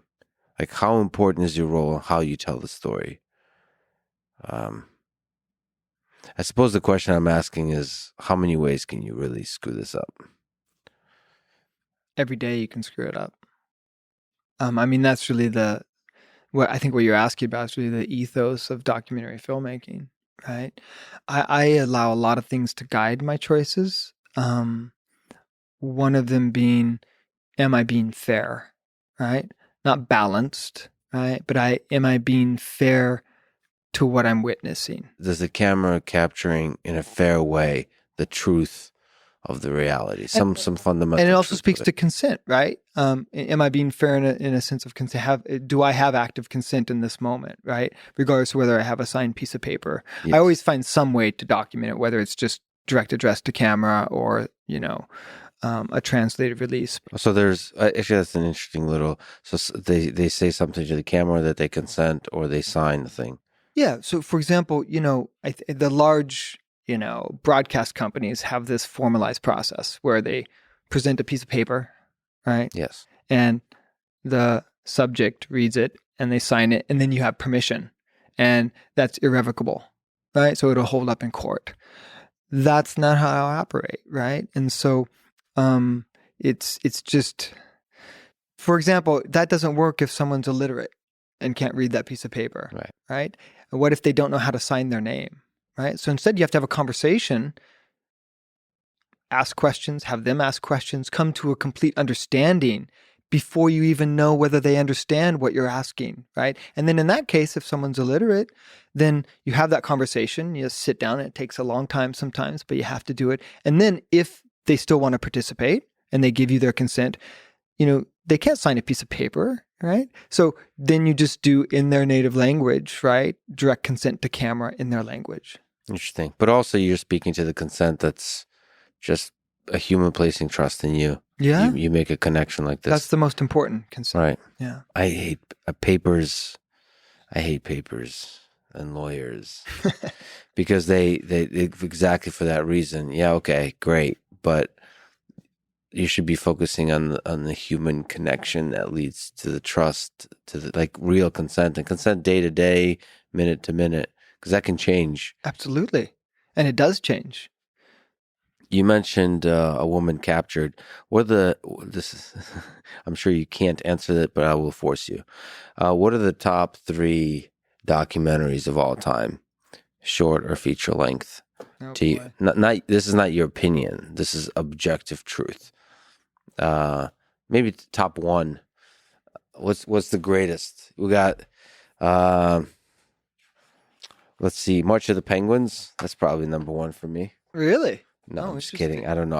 I do seem to the metaphor of penguins huddling together in hard, cold, like in the harsh conditions of nature. That's something that's kind of beautiful. Yeah. I don't love all nature documentaries, but like something about March of the Penguins.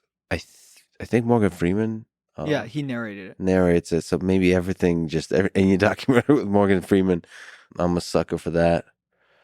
Werner Herzog, The Life in the Taiga, The Simple People. I love Grizzly Man. I love Grizzly Man. I think that's Yeah. one of his best works, you know? Yes, I think that's Joe Rogan's favorite Yeah. favorite documentary. Yeah. It's both comedy and I mean it's Tragic comedy. Right? tragic So, comedy. Yeah. Yeah. Yeah. Is there something that stands out to you? I mean, I'm joking about like best. Something that was impactful to you.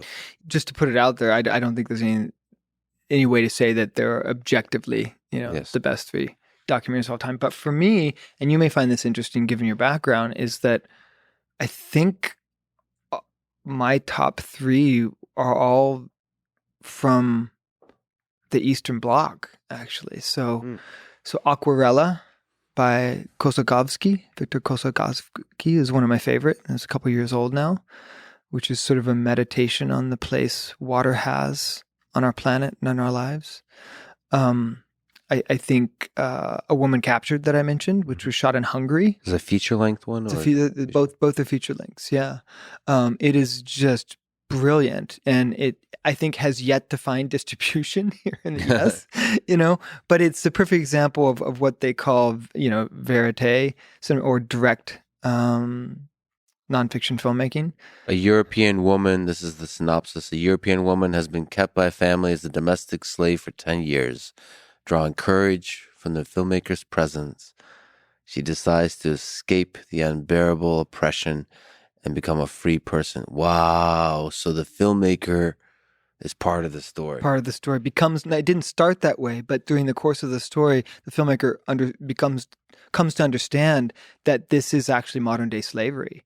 And rather than just allow it to be, actually enables and assists this woman to free herself from slavery and become a free woman. I wonder, sorry, on a small tangent before we get to number 3, like Icarus is interesting too.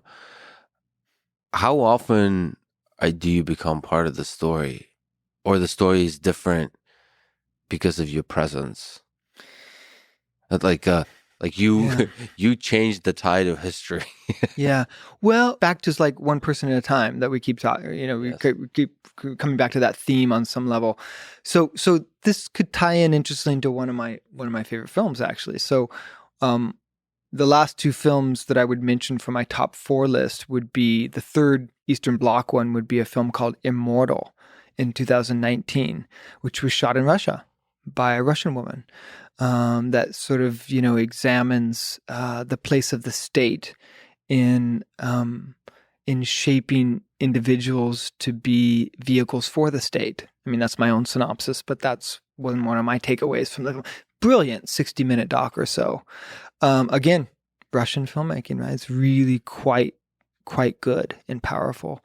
The fourth one would be a Frederick Wiseman film, Titicut Follies, which was filmed in the U.S. decades ago, inside basically the bowels of a insane asylum or a mental health institution. And I bring up Wiseman because, you know, he is really the godfather, so to speak, of direct cinema or cinema verite.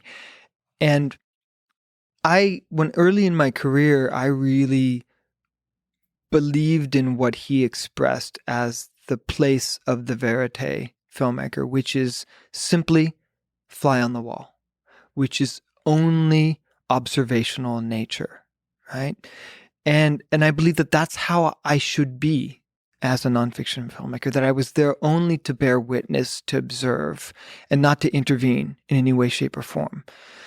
And that was the sort of foundation for how I operated for many, many years. And then some things happened. So one of those things that happened was I filmed Lifeboat. And during the course of filming Lifeboat, which, you know, covered rescue operations in the Mediterranean off the coast of Libya, in the first 3 days of that rescue mission, you know, we came upon over 3,000 people, asylum seekers, floating in flimsy rafts in the water. and we were on the Zodiacs, and we were filming. And within the first couple hours, we would come up to these rafts and these boats that were in really dire shape, and people would be pushed off, and people would jump off, and people would fall into the water, and some of them couldn't swim. And so we found ourselves in this moment where we had a choice. We could film someone drown in front of us, or we could put our cameras down and pull them out of the water. And so that's what we did. We put our cameras in the bottom of the Zodiac and just started pulling people out of the water. And, if I was Wiseman, right, according to his paradigm, then we should have just filmed. And I didn't anticipate that moment beforehand. I had no sort of foreknowledge that I was going to find myself faced with that dilemma of the moment as a documentarian. But there was no question in my mind that I had to put my camera down and pull that fellow human being out of the water. And I don't regret it at all. So I've come to a different place. I've evolved to what I believe for the kind of film that I do is more appropriate, right? Like I can go to sleep at night knowing that regardless of how the film would have been different if I hadn't made that choice, I made the right choice as a human being. So I think of it as being a human being first and a filmmaker second in moments like that. That's beautifully put. But I also think like you could be a human being in small ways too, like silly ways, and put a little bit of yourself in documentaries. I tend to see that as really beautiful.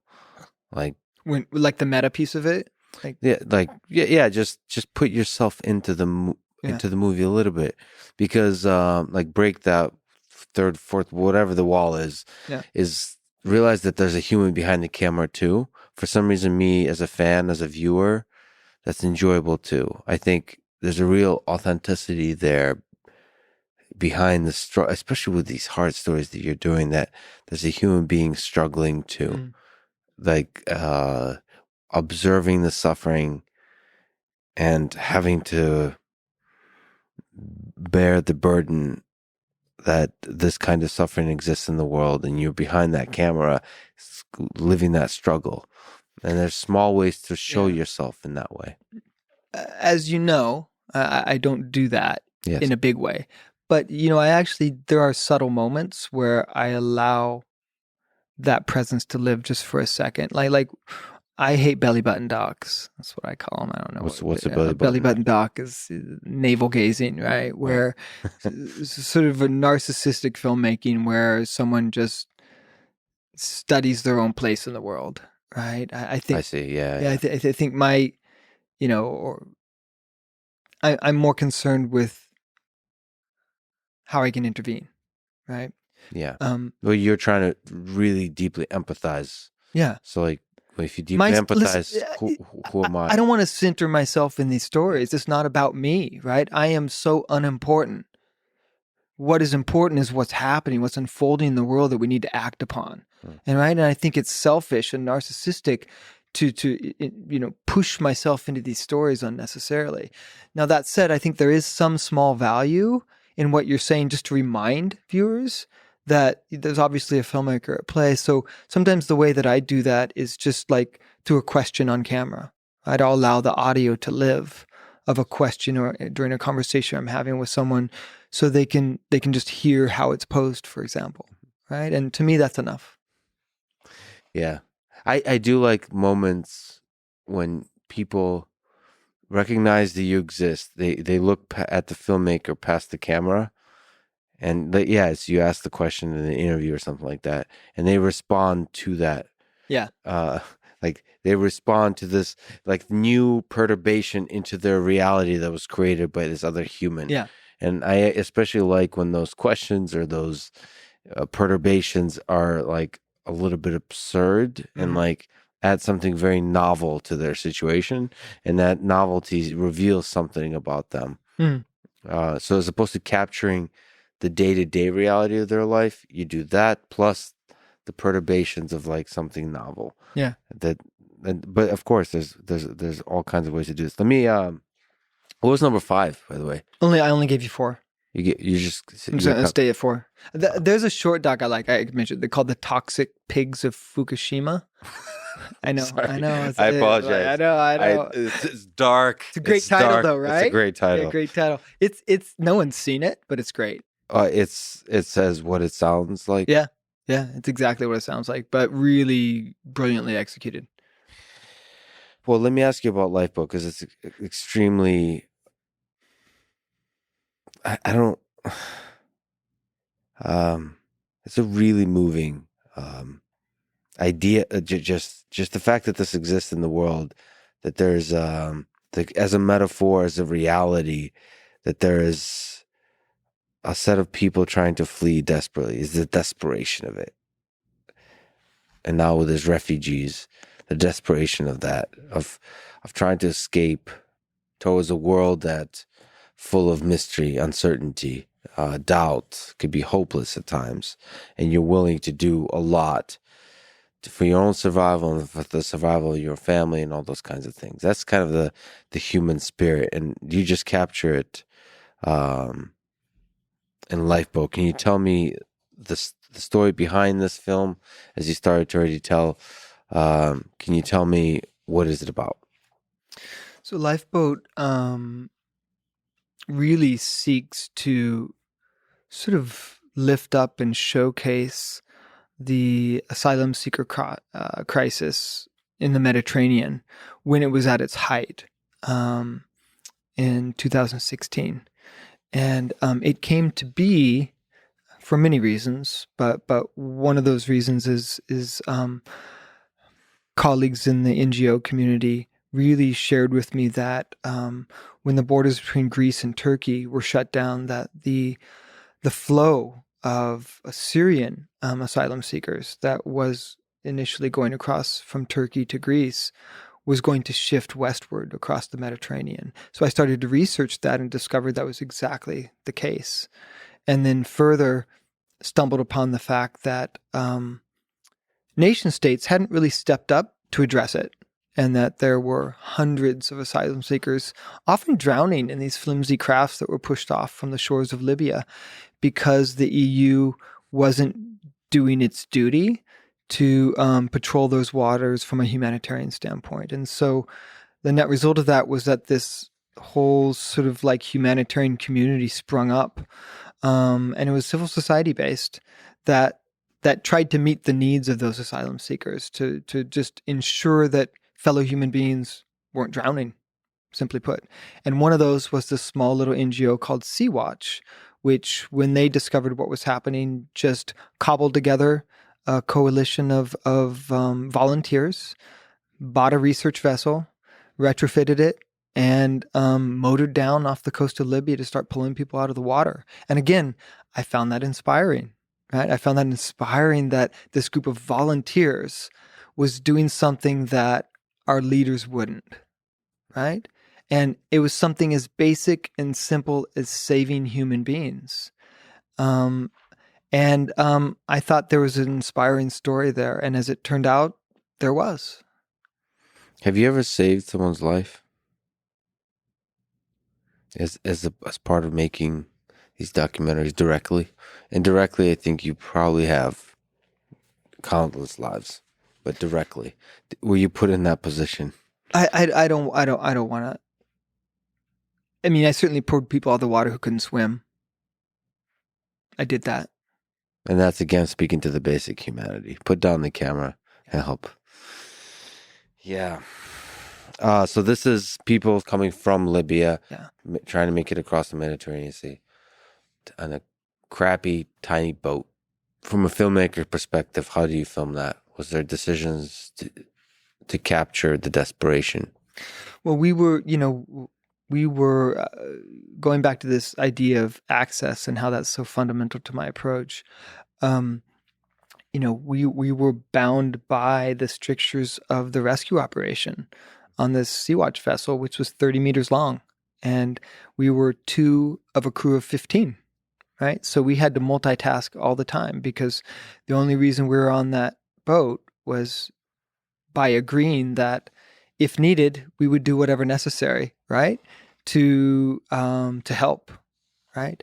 And so it was very active on multiple levels, and we were making decisions each and every day that were not only filmmaking and creative decisions, but also decisions about how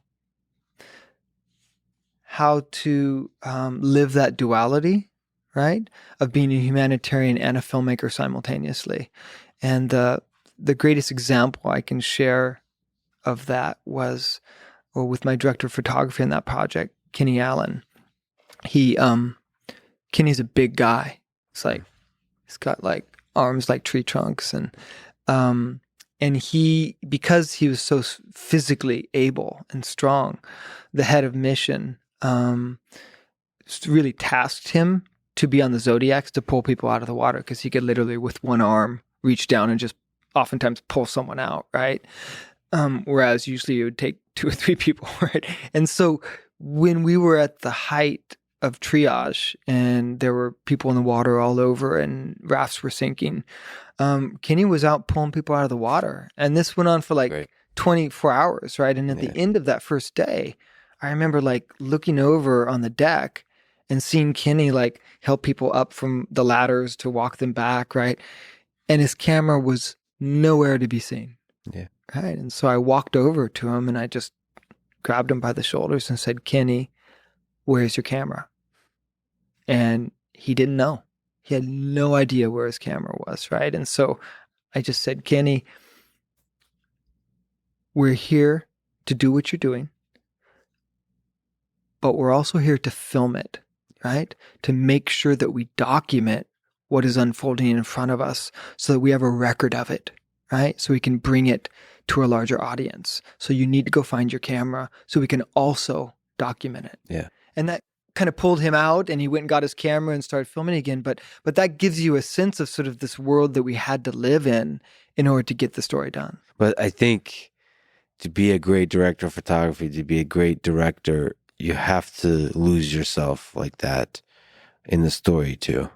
But usually with a camera in your hand, right? But sometimes you forget the camera. I mean, like there's I feel like if you're obsessed with the camera too much, you can lose the humanity of it. You get obsessed with the film and the story. It can become clinical. Yes, it can become absolutely. And it's absolutely. And we don't want to become. I don't want to become clinical in my films, certainly. Let me ask you a strange and perhaps edgy question. So some filmmakers believe it's justified to break the rules in order to tell a powerful story. Werner Herzog, I read this somewhere, teaches young filmmakers to pick locks and forge documents and so on. Oh, I didn't know that. Interesting. What do you think about that? Bending the rules in service of telling a story. You would, of course, never break the law. But does that, just generally speaking, bending the rules and so on, just to elaborate on this question, perhaps, I'm distinctly aware that there's parts in the world where the rule of law is not like enforced as cleanly as it is in the United States, as fairly as it is in the United States. That there's a lot of bribery. There's a lot of, like, you don't really know to trust. You don't know if you can trust the cops or basically anybody. So like the rules are very hazy kind of concept. And a lot of them, especially, like, it's funny, but authoritarian regimes often have a giant bureaucracy build up that's full of rules. There's more rules than you know what to deal with. And you can't actually live life unless you break the rules. Anyway, laying that all out on the table, do you ever contend with that? On what are the rules I can break or should break to keep to the spirit of the story? I think you have to ask yourself, are the rules just, and why are they in place, right? So, for example, coming into the airport in southern Yemen, right? If I just tried to walk through the airport with all my equipment, even with all the permissions beforehand, like we had, without having a fixer at the airport beforehand to make sure we didn't go through the standard line, right? We would have been caught up for 3 hours at least negotiating over our equipment and eventually paying a bribe to get it through. Yes. Right? That's just reality Yep. in a place like Yemen. And so, of course, knowing that, right, having talked to colleagues who had taken that path previously, I took a different path, right? Well, we hire a fixer beforehand to sort it out beforehand, right? Mm-hmm. Rather than spending 3 hours of our time and paying a series of bribes. Yes. Right? Instead, we're going to get it fixed beforehand so that we can walk through a different line and have no one look at any of our equipment. That's a pretty good trade-off in my mind. What about security when you're traveling in these places? Do you ever have bodyguards? Well, several questions around that. Are you ever afraid for your life when you're filming in a war zone? Is there any way to lessen the probability of death? I don't have a death wish. I try to mitigate risk however I can.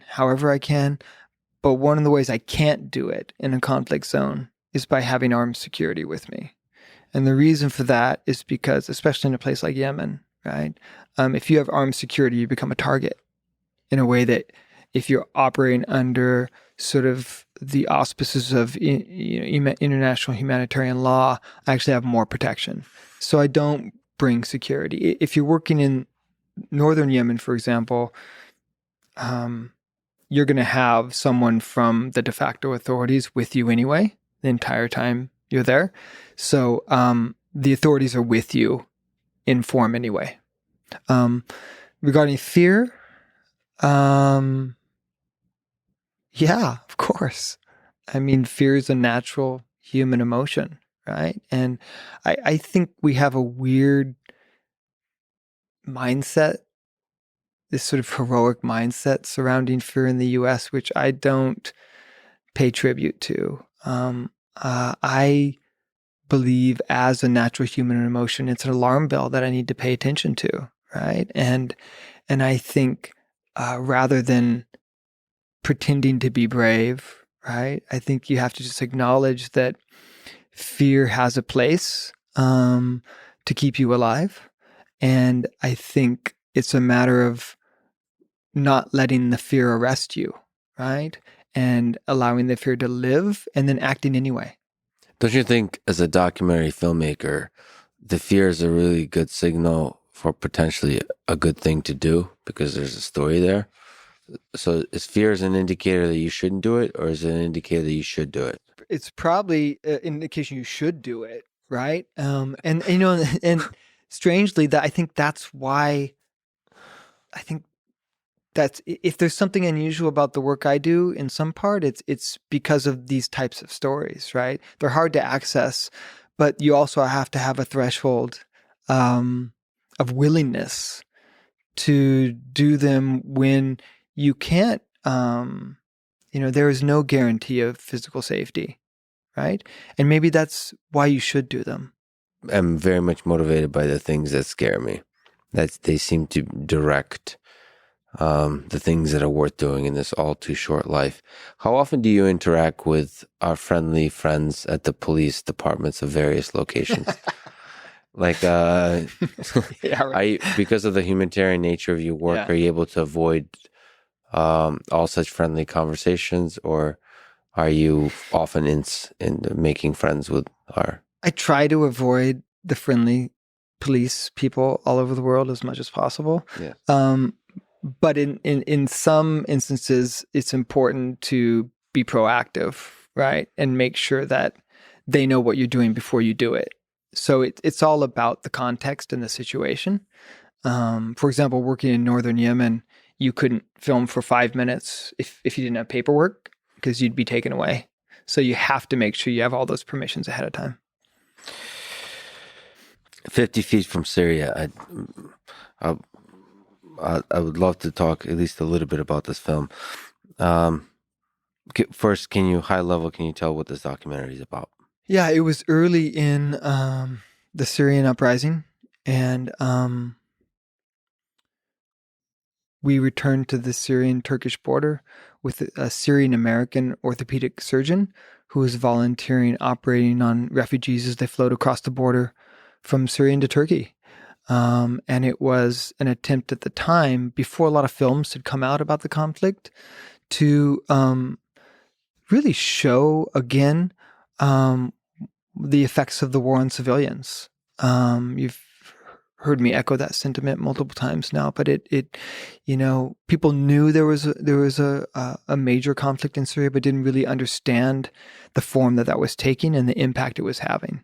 And so we embedded into at the time, it was the only clinic in Turkey that was sanctioned by the Turkish government to treat Syrian refugees. And so we filmed there with surgeons as they operated on war victims. And we also went into Syria, into some of the camps as well. So in this film, there's a man who crosses the border every day to retrieve the wounded and ferry them safety and care. And you also mentioned about heroism in the United States. Can you tell me about this man and just people like him? Like, what's the heroic action in some of these places that you've visited? So in that instance, I thought of him as the Turkish Schindler, right? Because here was a human being who, of his own volition, no one was paying him to do this, but he was spending much of his time. He was just a local businessman who really saw the need in the camps right across the border, 10K away. And he saw the medical need in particular, and how hard it was to get people in desperate medical conditions across the border, where there was a clinic just right across the border. But because of the security and the layers of security, they couldn't get out by themselves. Mm-hmm. So he took it upon himself as a Turkish person to build relationships with the Turkish guards, which was relatively easy. And then he built relationships with sort of the guards in the no man's land between the Syrian guards and sort of those who lived in the middle area. And then also with the Syrian guards at the camp. And he would drive out there daily and bring them food, right? Talk them up and build relationships. And so every day he would bring these guards food and build relationships with them. And what that meant was eventually, right, he had this avenue of access to and from the camps. And so he started using it, and he would drive this avenue of access through the 3 layers of guards each day. And then they would open the gates for him because he had made himself trustworthy in their eyes. And he would receive the most desperate medical cases that were coming from all over northern Syria, right, to receive medical treatment. And he would, as you see in the film, he would ferry them into the back of his car, mm-hmm. right? And then drive them to the hospital where they would receive operations. And then he would bring them back if they wanted, after they'd healed and recovered, back to Syria if they wanted to return post-recovery. And, he didn't get paid for that.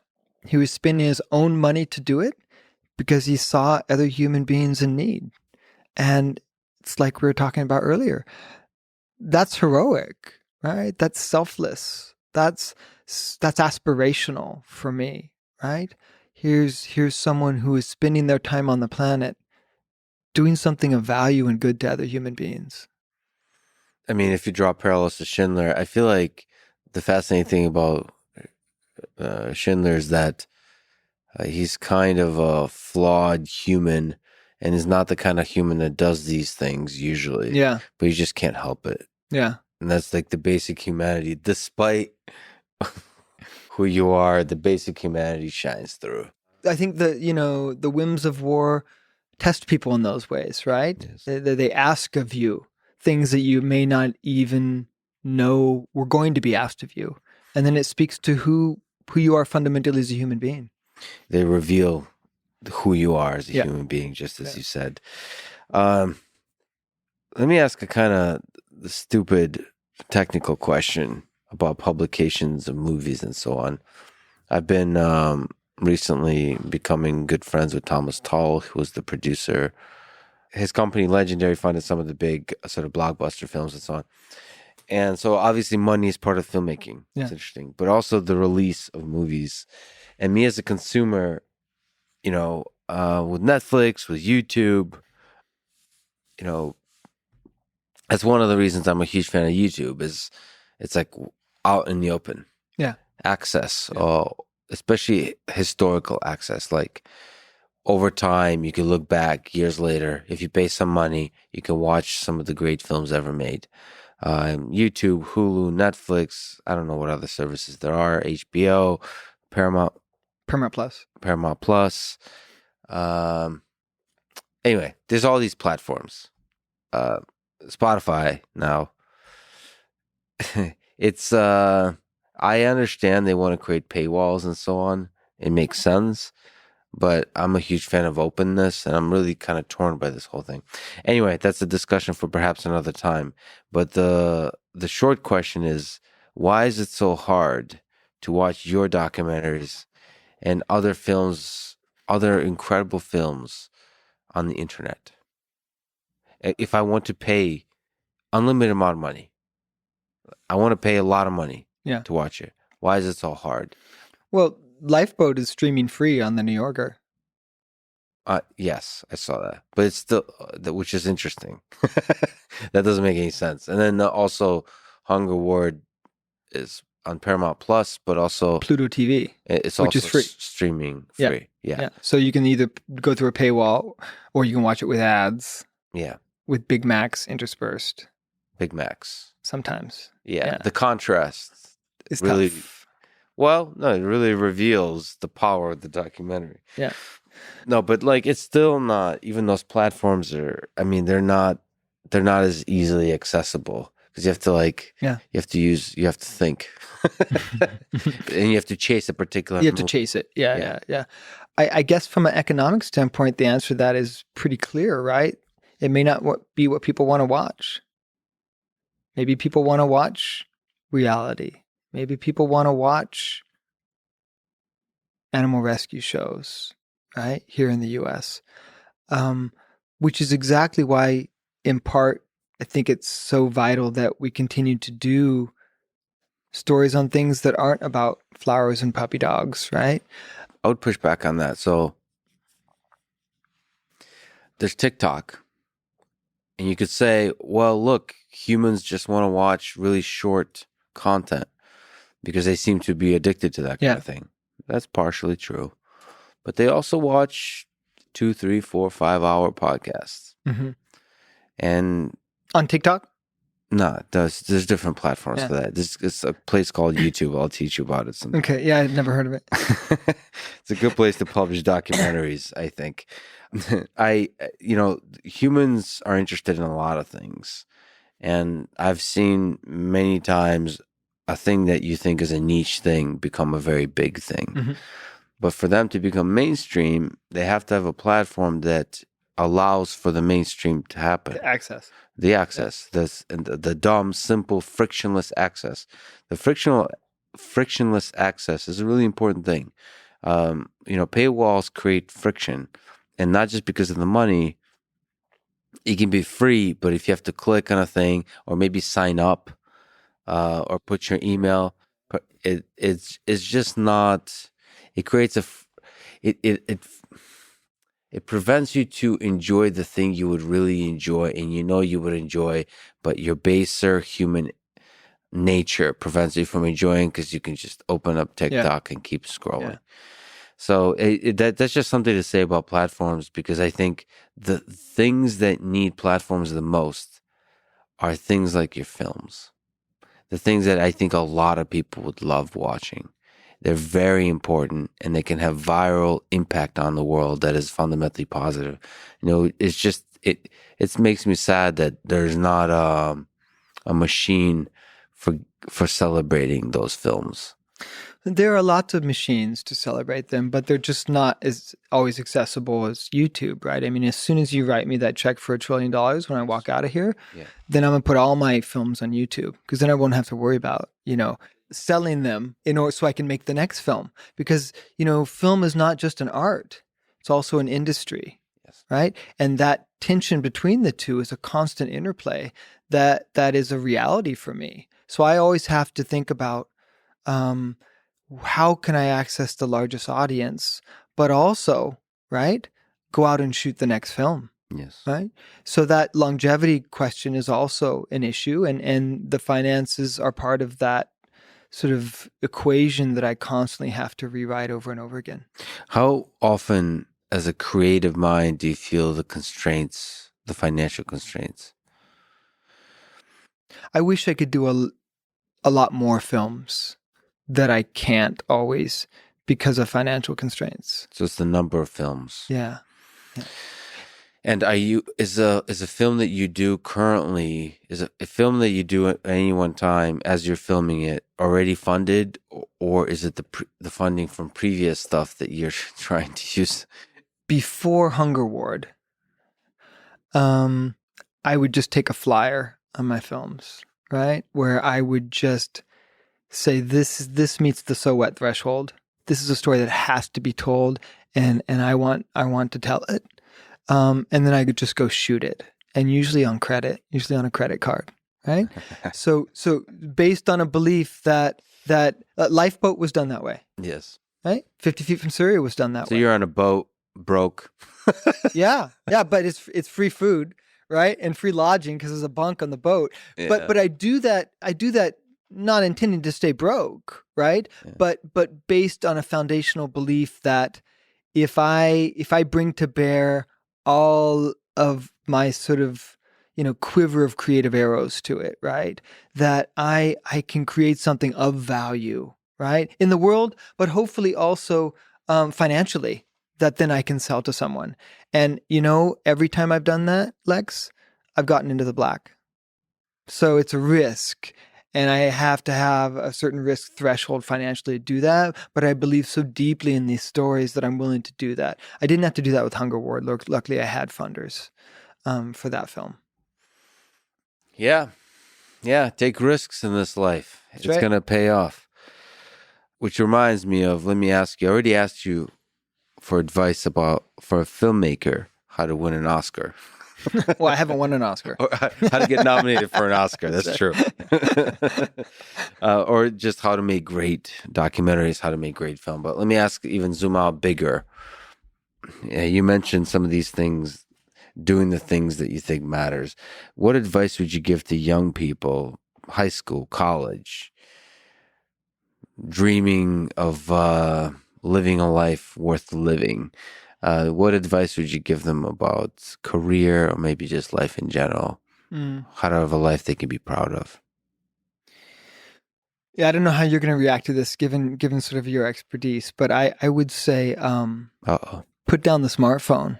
Yes. Step away from the monitor, right? Because real life is not a screen, right? I believe that sort of the foundational skills which are conducive and important to success aren't necessarily those technical skills which we're going to learn in trade schools or university.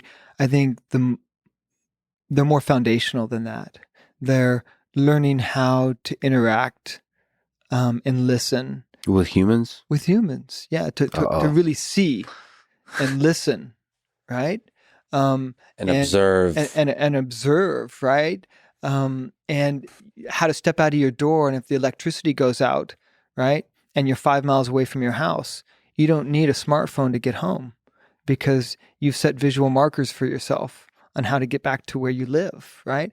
I think we're in danger right now of living in a world where if the satellites stop functioning, right, then a whole lot of people have become completely dysfunctional, right? Because we're so reliant upon the screens in our lives.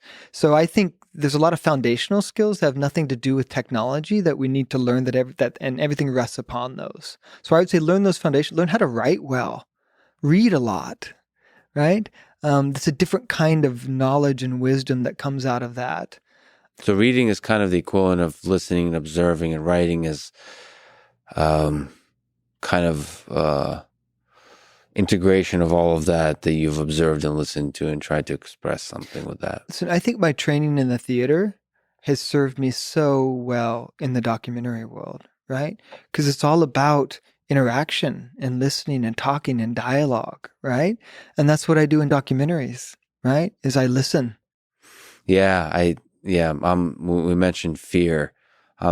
Being an introvert, I'm very afraid of people, but I'm drawn to them Mm. and fascinated by them because of that. Yeah. Enjoy Yeah. Yeah. listening Yeah. to them Totally. and observing them. And you mentioned reading, you mentioned books as a catalyst, as a stimulator of your imagination.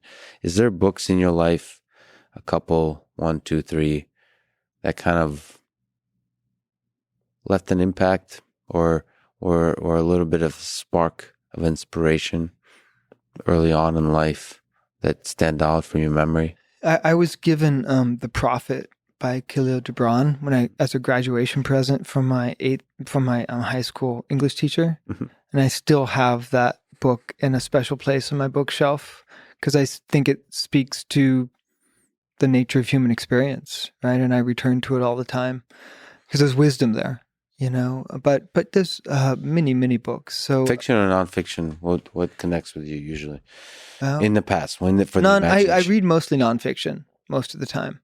10 Points is a book I love a lot. What is it? What is 10 points? 10 Points is, I think his name is Bill Strickland. He was the editor of, I think, Bicycle Magazine. And it's sort of his personal memoir of his experience growing up with a lot of abuse and how that transformed him as a human being. You know, one instrumental book for me that I bumped into in my early 20s, boy, these are all nonfiction, except for The Princess Bride. Have to mention it's an outlier. No, the 7 Habits of Highly Effective People. Yes. I read that in my early 20s, Yeah. and I found so many of the principles in that book. What are the habits from that one? Seek first to understand, then to be understood is one of them. You know, the notion of proactivity is one of them. It's really, and so I've held on to some of those principles through my life as well, for sure. What have been you've observed suffering, darker aspects of human nature in your own personal life? What has been some of the darkest moments in your life, darkest times in your life? Is there something that you went through and then perhaps you carry it through your work? Yeah. Probably one of the darkest moments was an experience that I had, again, in my early 20s. And I was living in Southern California. And the Pacific Coast Highway that goes north and south along the beach. And there's that little concrete path that people jog and ride their bikes. And I was riding my bike on the PCH. And I was coming up to a corner on it. And I heard this tremendous crash. And it was really loud. And I came across around the corner, and it was a car accident, a car crash. It was a multiple vehicle crash. And what had happened is that a Volvo had hit another car, and then when it hit it, it went over the top of the car and hit a Volkswagen van. And it peeled away the top of the Volkswagen van when it hit it and then landed. So 3 vehicles. And it just happened. Mm-hmm. And lying in the middle of the road was a body, decapitated. And there was another person from one of the cars lying in the middle of the road, still alive. And then on the hood of the Volvo was this woman who had come through the windshield, just a mess, blood everywhere, moaning back and forth. And a bystander ran into the middle of the road and started administering first aid to the person lying in the road. And I stood there watching this scene, and every fiber of my being wanted to run to the woman on the hood of the Volvo and do something, anything, right? Just to be there. And it was obvious to me that she was going to die. But I felt like at least if I ran there, I could offer some comfort for her last moment.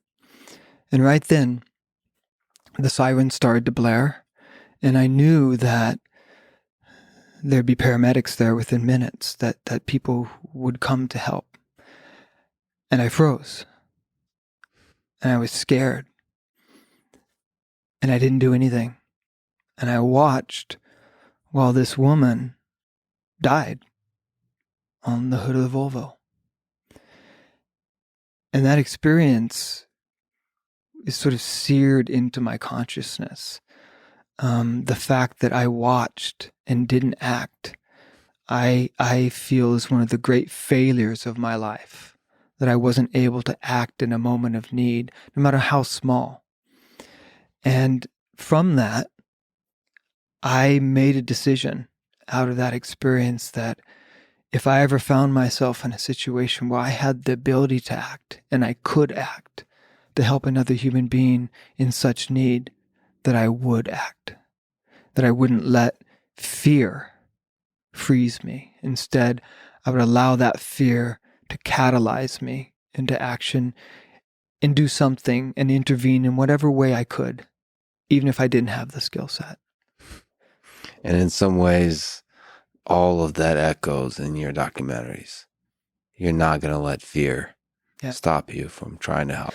I think that experience, that experience of failure, what I framed as just human failure on my part, is foundational probably to my work. Like, I don't want that to happen again, Legs. Like I don't want to be that person who watches.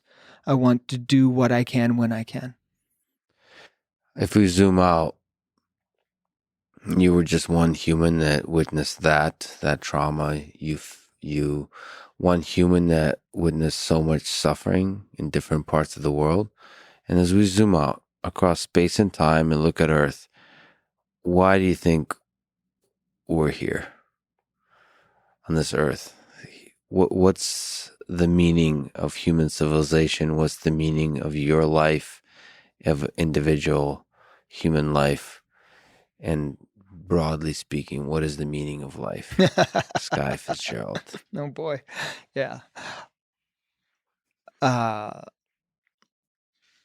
For me, I can speak personally on that only. And that's that I believe that the meaning of my life is to try to make the world a little bit better before I go.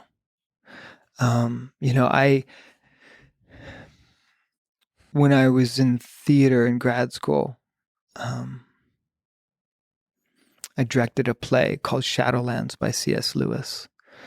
And there's a quote from that. It goes like this: "We are like blocks of stone, out of which the sculptor carves the forms of men. The blows of his chisel, which hurt us so much, are what make us perfect." Now, I would take away the perfect part, right?